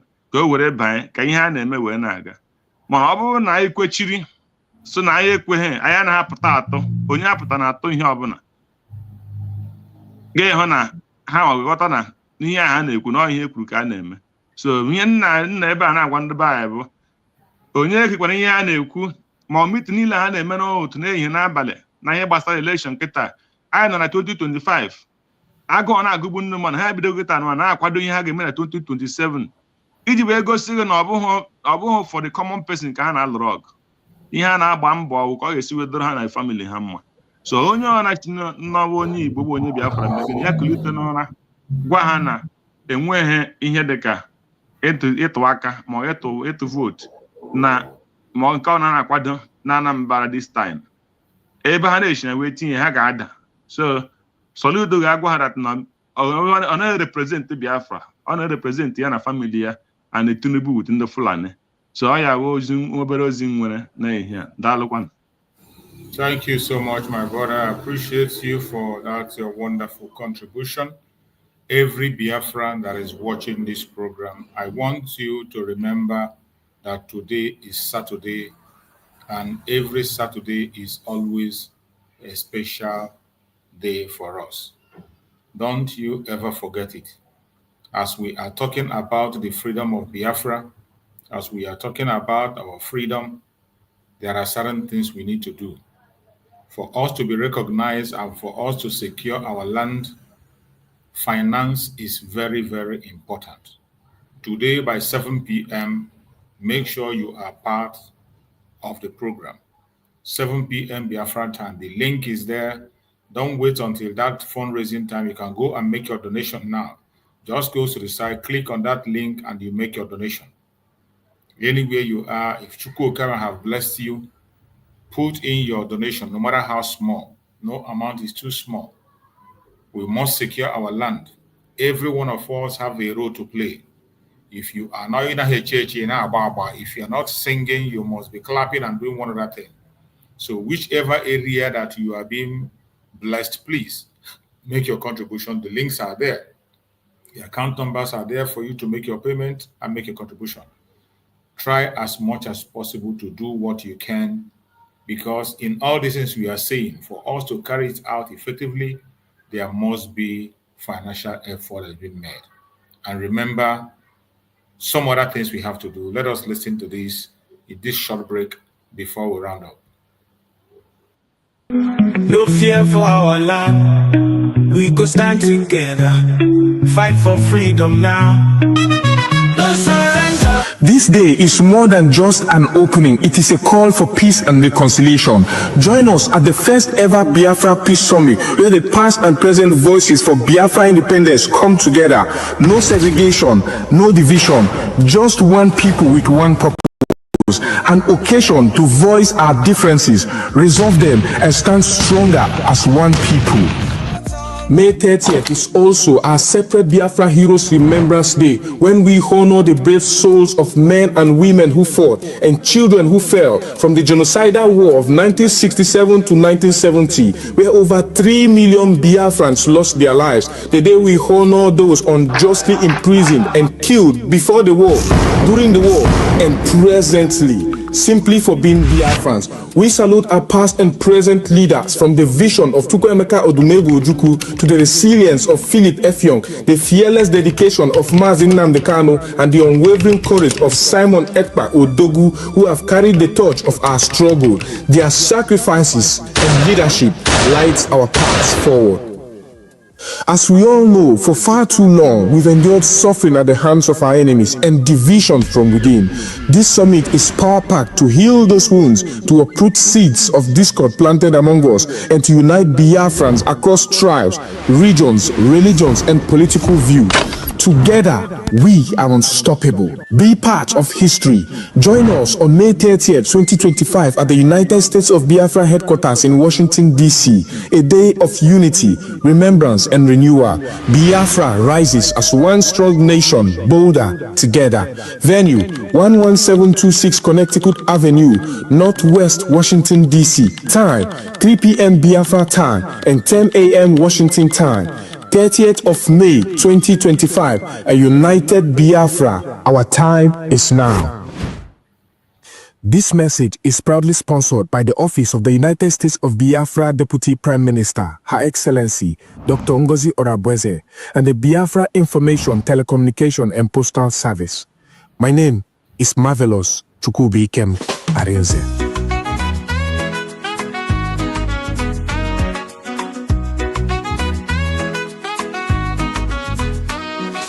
Face many things, we don't fall. Them took a Nnamdi Kanu, but we stand tall. Simon Ekpa, them catch we still they strong. We go rise higher, no place for wrong. We no go fall, we go stand. In unity, we hold the land. From night.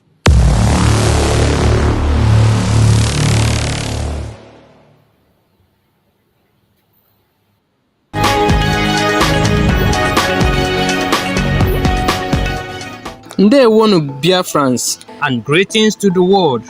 I am Mazi Ifeanyi, presenter and head of media for the United States of Biafra government homeland. On behalf of the leadership and the great people of Biafra, I welcome you to this special broadcast from Homeland Media, bringing you verified updates, truth in reporting, and the voice of the Biafran people. Today, we bring you a major development in our collective survival and resistance against the ongoing oppression we face. In the face of rising kidnappings, unlawful detentions, and mysterious disappearance, a new tool of hope and emergency safety has arrived to support our people, the survival whistle. On this day, April 25, 2025, in a bold move to strengthen the safety and survival of the Biafran people, the first batch of survival whistles has officially arrived in the Biafran nation. These whistles are not ordinary tools. They are designed to save lives. When in danger, lost, or under threat of adoption, Biafrans can now signal for help using this powerful whistle.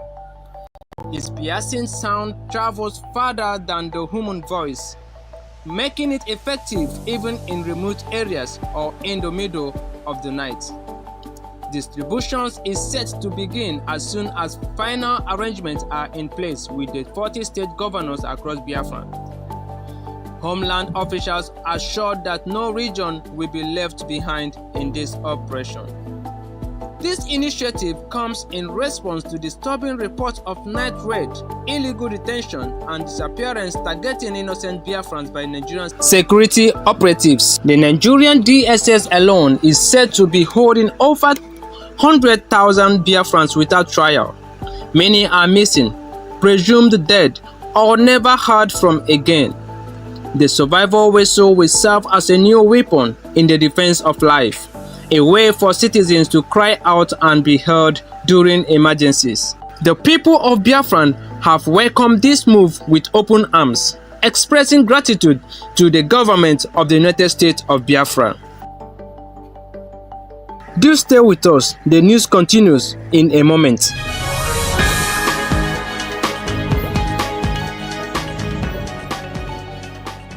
All updates regarding the United States of Biafran Defense Forces and the Liberation Army shall be communicated only through the office of the Commander General or the Quartermaster General in Homeland. This is to ensure the integrity and safety of all operations. The United States of Biafran Army also reaffirms its full compliance with international humanitarian law (IHL), maintaining professional discipline and command standards. In the coming weeks, a public affairs officer will be officially announced to serve as the voice of the USB Army.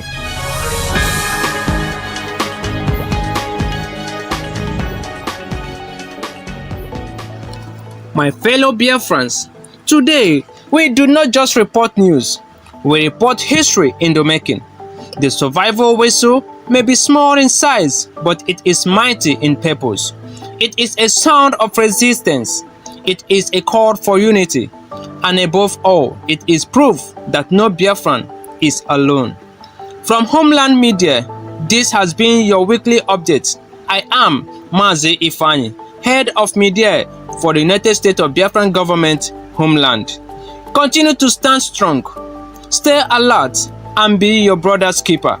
The dawn of freedom is near. Until next time, may Chukwokike Bioma bless and protect every Biafran soul. God bless you.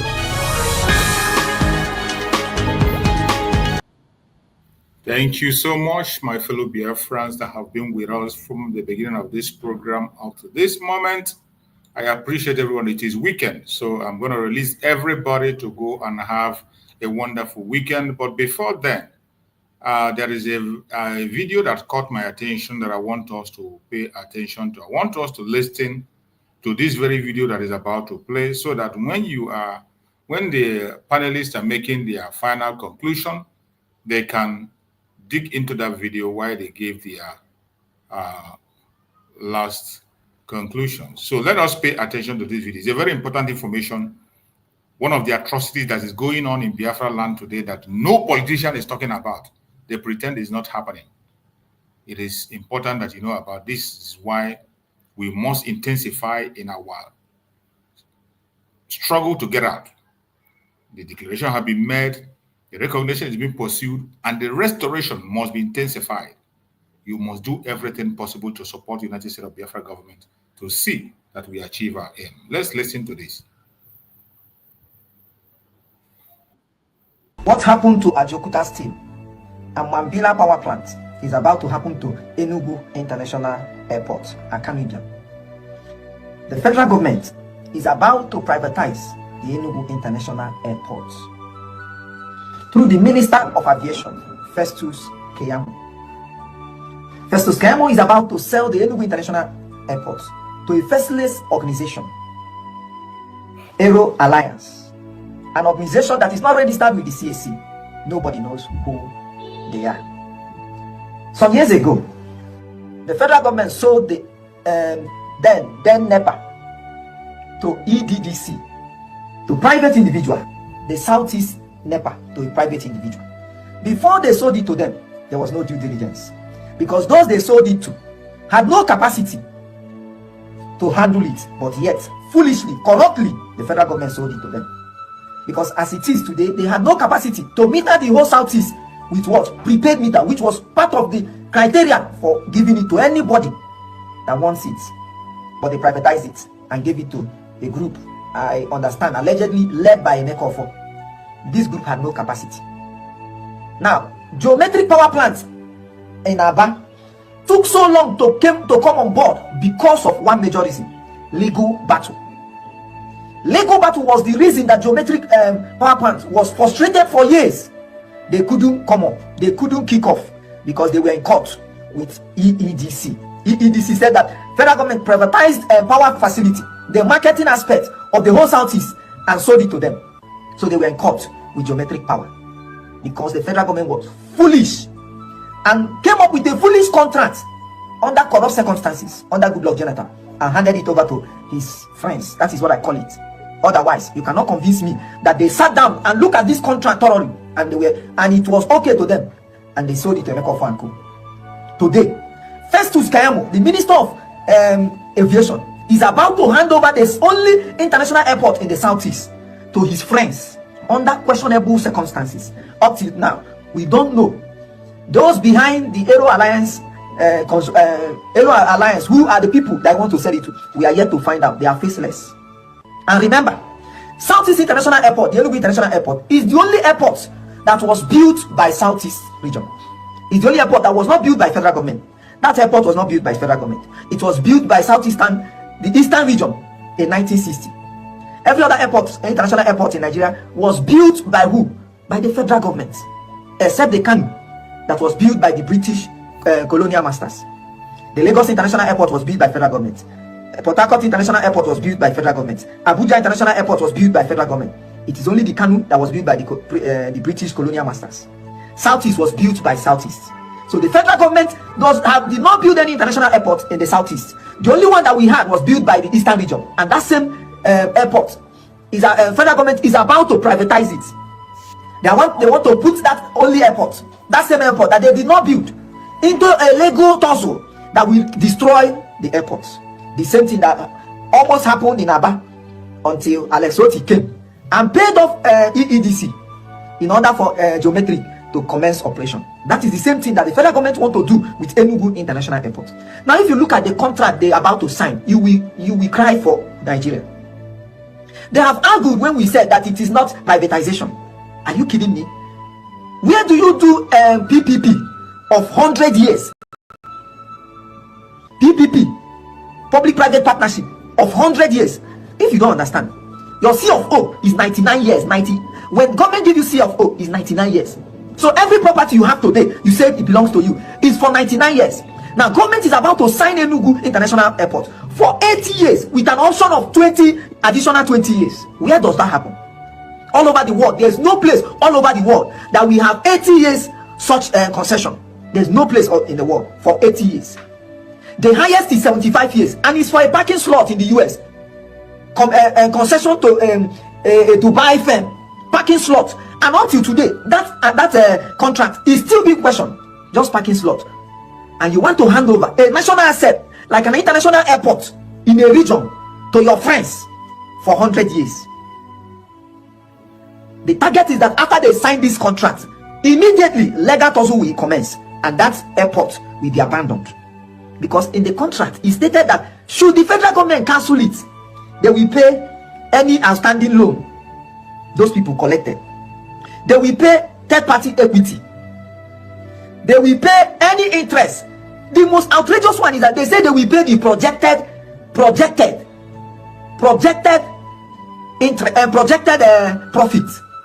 They will pay projected profit. Now, you and I know that the projected profit of 80 years will be ridiculous, outrageous. So what they want to do is to start it before you know it, tomorrow everything collapse. They cancel it, and those people ask them to pay. And you and I know that the kind of government we have in Nigeria is an irresponsible government. They are not going to pay that, and Enugu International Airport will be crippled because we have to even beg them to make it international airport. They made it international airport without facility uplift. So if you go there, it's a shadow of itself. You didn't build the airport, to even maintain it, you can't. And that is what federal government. So what they are signing is a contract that will outlive almost everybody that is currently alive today, except if you are going to live more than 100 years. That is the only way you see the end of the contract. If you go to Lagos airport, I think the concession is 20 years. Port Harcourt International Airport, about 30 years. Kanu, about 30 years. Why are you doing Southeast 80 years plus additional 20 years, 100 years? The only place they do additional is in football. But Festus Kayamo brought it to International Airport, Enugu. Additional. It's only in football you hear 5 years contract with an option of extra 1 year. Even in football, they say 1 year. They want to privatize Enugu International Airport. The contract will end when almost everybody alive today must have died. That is what they call how to kill a region. You just want to kill Enugu International Airport. And the worst is that these people are not registered with CAC. So we don't even know who they are. As far as I'm concerned, Festus Kayamo is the one selling that airport to himself. Maybe after 60 years, we will now know. That is the kind of thing that is about to happen to Enugu International Airport. The governor of Enugu State, of course, he has not said anything. He's busy gallivanting the whole of Enugu State. He will build one park. Because after building one plaque, Fulani will buy 10 people, 30 people. He will not talk. The next day he will come and install street lights. Fulani will buy 15 people. Then he will come and put one bus stop. Let us watch. This thing is not going to work. So we are calling on every Southeast House member. Governors, wake up from your slumber. Governors are supposed to be active. But Southeast governors are sleeping. Especially Enugu governor is very sleepy. Especially when it comes to life. If you want Enugu state governor not to do anything, just enter Enugu, buy anybody. You can even buy 50 people, not do anything. In short, it's better you go to Enugu and steal yam. If you go and steal yam in Enugu, the police might come after you, the governor might come after you. But if you go, buy 100 people in Enugu, trust me, the governor will not say anything. He will not come out. He will act as if nothing happened. But I want to tell the governor, Enugu International Airport does not belong to Enugu state government. It was built under the leadership of Michael Opara, when we still had leaders, not what we have now. It was built by the then Eastern Region government. So nothing should happen to this government. If instead of this kind dubious contract, Southeast governors should take over the airports, the ownership of the airports, and develop it, instead of handing it to Festus Kayamo and Co. and his corrupt, dubious alliance, Aero Alliance. It will not work. My fellow Biafrans, you have heard, and my fellow panelists, you have heard it. The only solution, all this calling of this senator, this is a waste of time. Let us put our money where our mouth is, the United States of Biafra. Let us intensify our going home. Let us continue to pursue our recognition and get out of this nonsense, all this rubbish we are hearing. It is very sad. Very, very sad. My beloved sister Ojugo, give us your closing remark and speak on this video while we round up the program. My brother, I'm just in tears, as this guy is saying this. Like, I'm just tearing up. Like,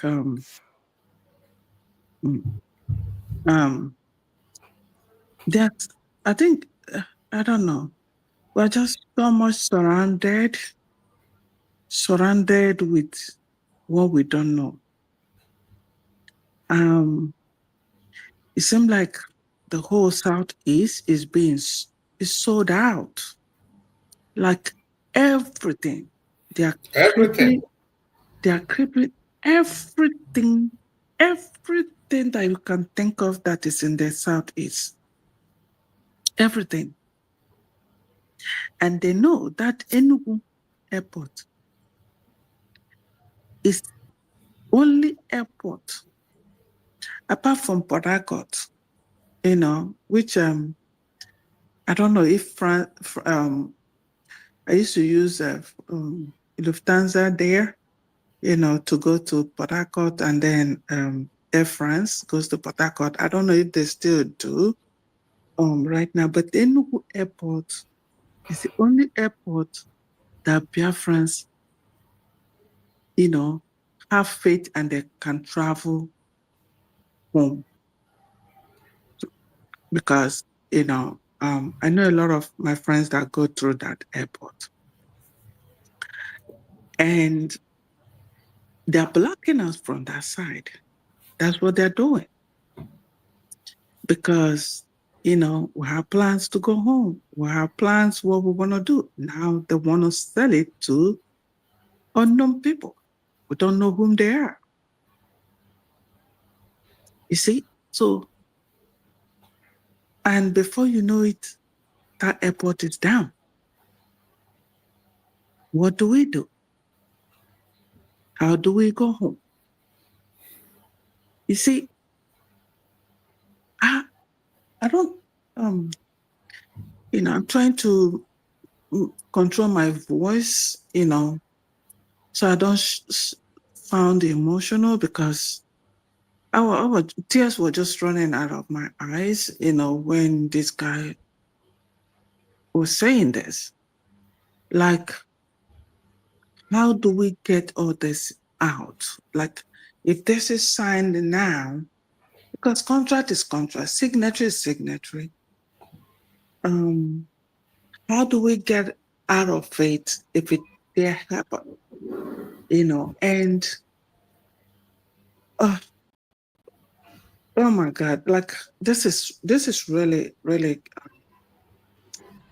this is really killing me. Like, I don't understand how we got to this point and how they bought all our men over, all of them, all of the politicians.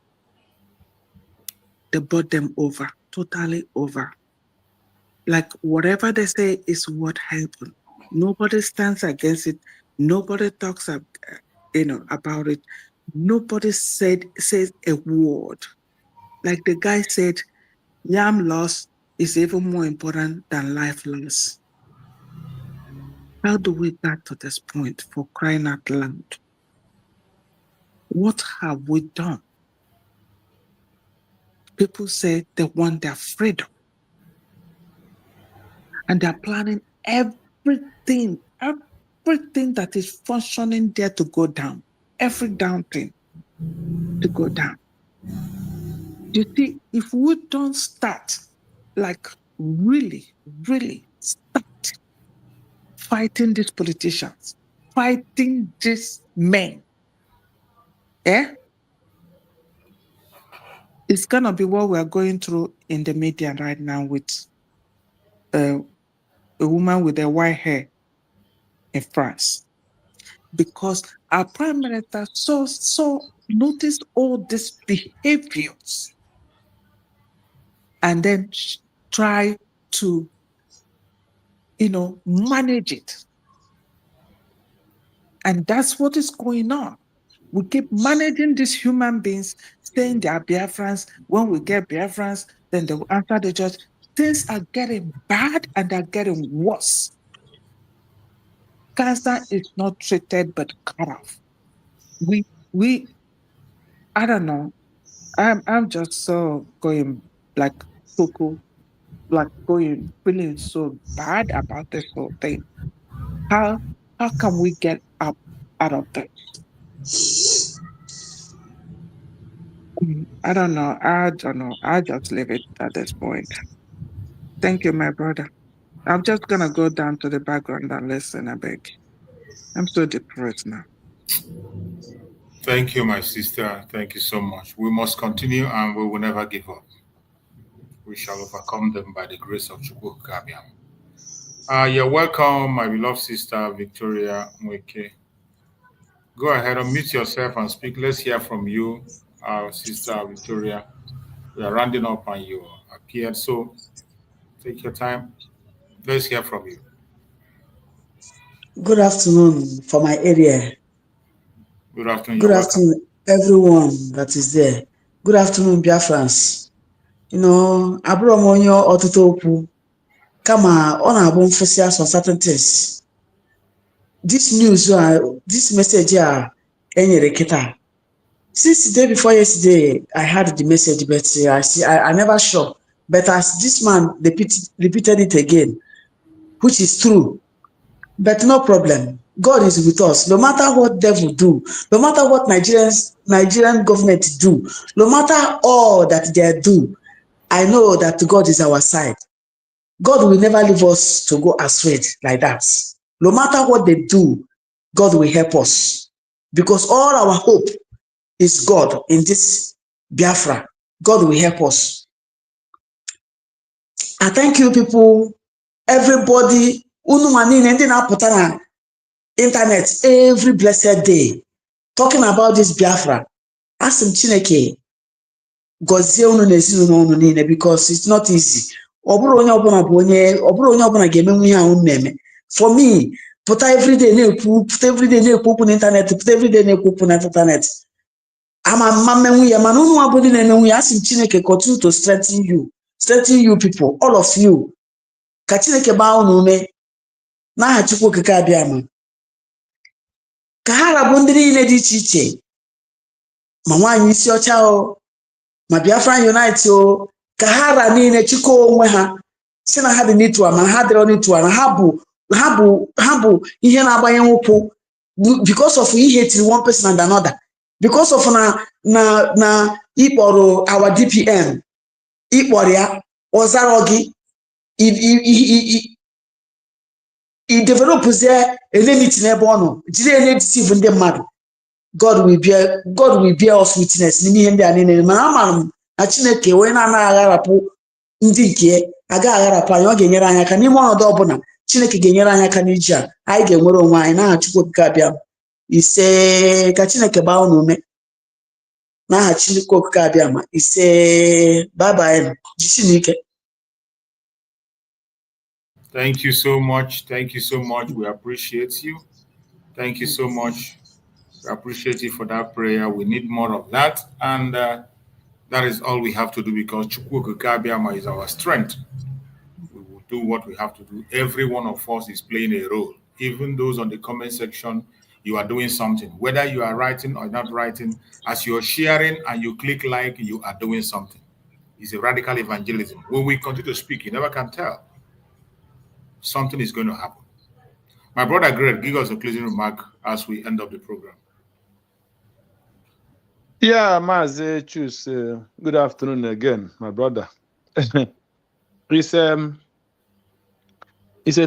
terrible thing. The thing there is they want to make sure that it's still the same message they're getting. They're getting the message very, very hard that Biafra is going. So they want to make sure that anything sellable in Biafra and they want to sell it. Anything that is sellable. They have used the oil wells, the whole oil line, gas and the oil in the Biafra land to borrow money. They've not used it in Biafra land. Now they want to sell Enugu Airport. So the game there is this. The point, you are selling Enugu Airport. How many airline is coming to Enugu Airport? Only Ethiopia Airline. The criminal, what they call him, the aviation minister. What has he done to make sure that the other airlines are coming to Enugu Airport? What have he done to make sure that other airlines are coming to Enugu Airport? So the only thing he feels he can do is to sell it. Sell it to who? So they are deceiving themselves. they are suddenly the governor. Who is the governor? The governor are the people who is working with them to make sure they say those things. Their only thing is, if Tinubu, if he Kiyamunam, if he had been 2 times minister and all these things, so the next election he want to use the money he make now, he will be coming out for one governorship and one this thing.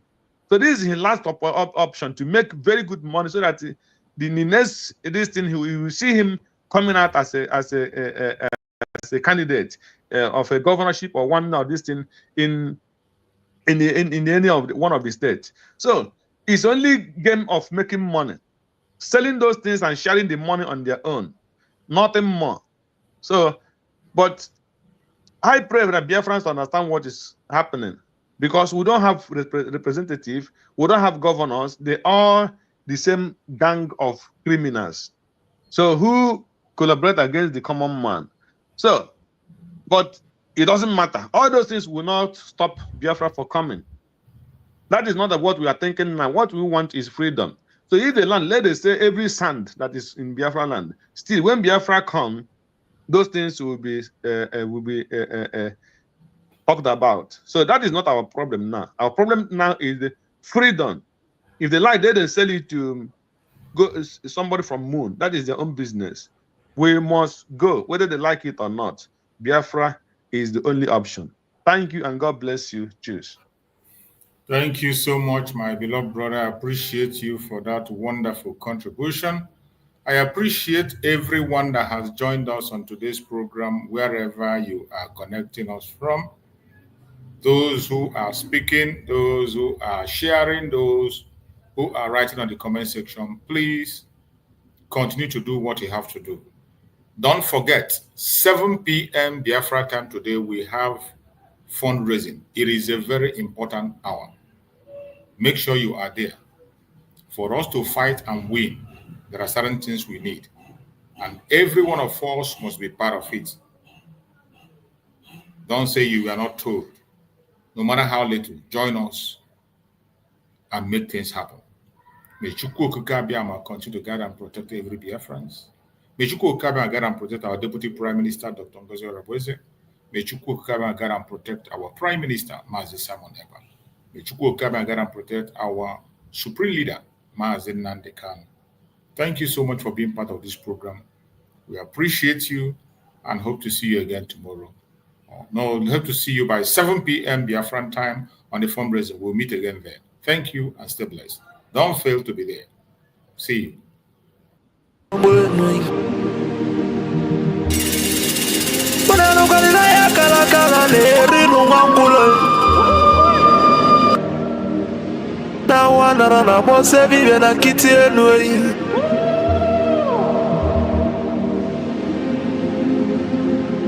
Natulaje bano mabuli vemelem. Kuja. Otibe kwa natulane bovo. Timalugo no nugodo kokodo nyano be hule. Dani mona tulilu. Naya kalakana kwa lerinu mwangulu. Ngula matali waso jere futa mbaka njuba diali. Ama abulezi okwenu. Na baka la kelwe gonezi enwe. Nuboti akala kelwe gonudezi. Maka na baba neno waralu nunuteyi. Umu Biafra kunyenwe. Umu Biafra kunyenwe. Unanu kwa ni mono nuno mono nezi biakenenwe. Ono nenu lila tono na nagulugu senyi tono nugu bana tayi. Kanyi wele fobi wena tabanu banyo. Makana nyuko no 1 million no we bofu wa mabulezi okwe. Naka ni kwata milake kwa wacha sienyi ka kesu ezo pabule be welo tamano. Umu Biafra kuyenwe. Can you well for me when I tabano banye? Magalo for me, I'm a come on. No go no way.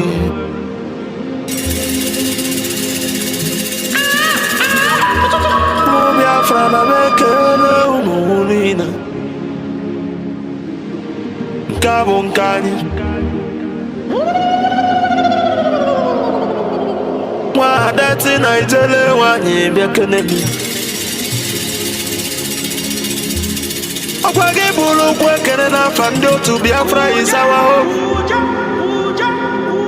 and the Biafra is our religion. God did not want to chase a moon or be born here. Where see I can argue. I don't know what you want. You can buy one of Biafra land among them. I don't want to go. My phone the most you did, baby, they beat him among them. I was a good word in my libonine. The word in my lobia from you. The man go to cool. Papa gives a can logi Filippo F. Young. I was a one walker who look Kusio Kusina Biafra Kunyo. Nayabu Biafra to Lugo. Nayabu Biafra Kuigo. No Koguli Matanaka Ele. Abagis Canelo Gonian Dumas and the Kano. Amadike Biafra Kadedu. Amadike Biafra She has no jurisdiction to try me. None whatsoever. I came out of the accused from my case and cannot try my case. There are things that are happening in this country that a lot of you do not know. It is my duty to make that very, very clear to all of you today. Because the lies are too much. The lies are too much. I sent a petition to the NGC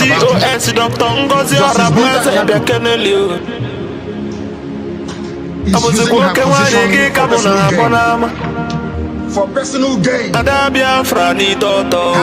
and her husband are facing corruption charges. And they told them that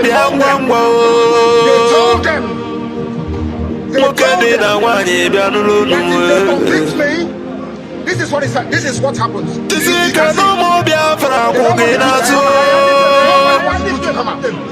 Nobody wants to do it. That's the problem. They sent her to my case. So they can the Biafran government they don't have exile cabinet.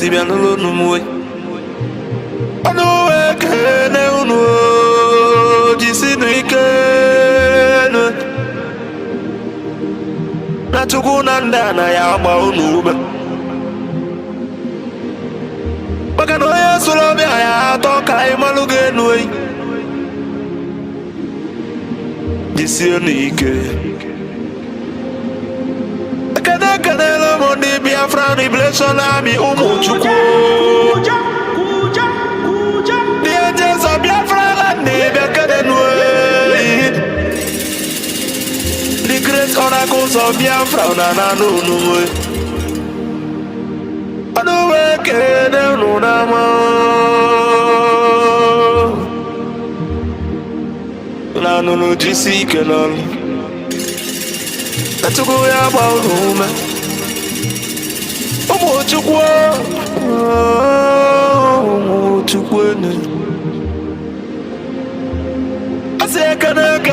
the Prime Minister H.E. Simon Ekpa.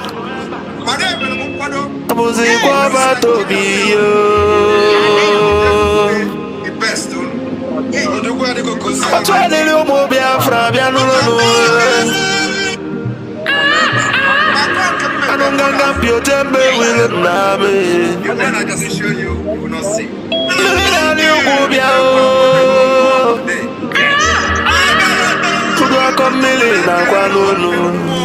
Yes. Mwana Pamo Biacanelio, but I get it.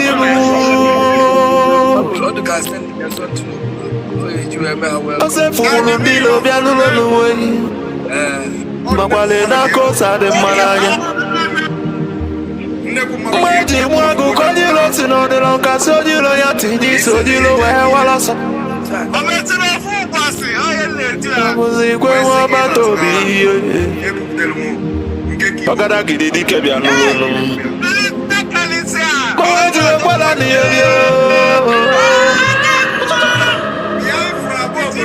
to go to the Biafran. No, I can't. I said, I didn't Biafran in the I said, no, I didn't know in the Mandanya borong weno utelani welien. Mandanya bona nudono nongwe. Makana bona boke kwena bodike. Moya no moya long. No be voye dobeli nedene no wama believe amalama. A good legacy will last forever, I believe amalama. And the remembrance of my bless you.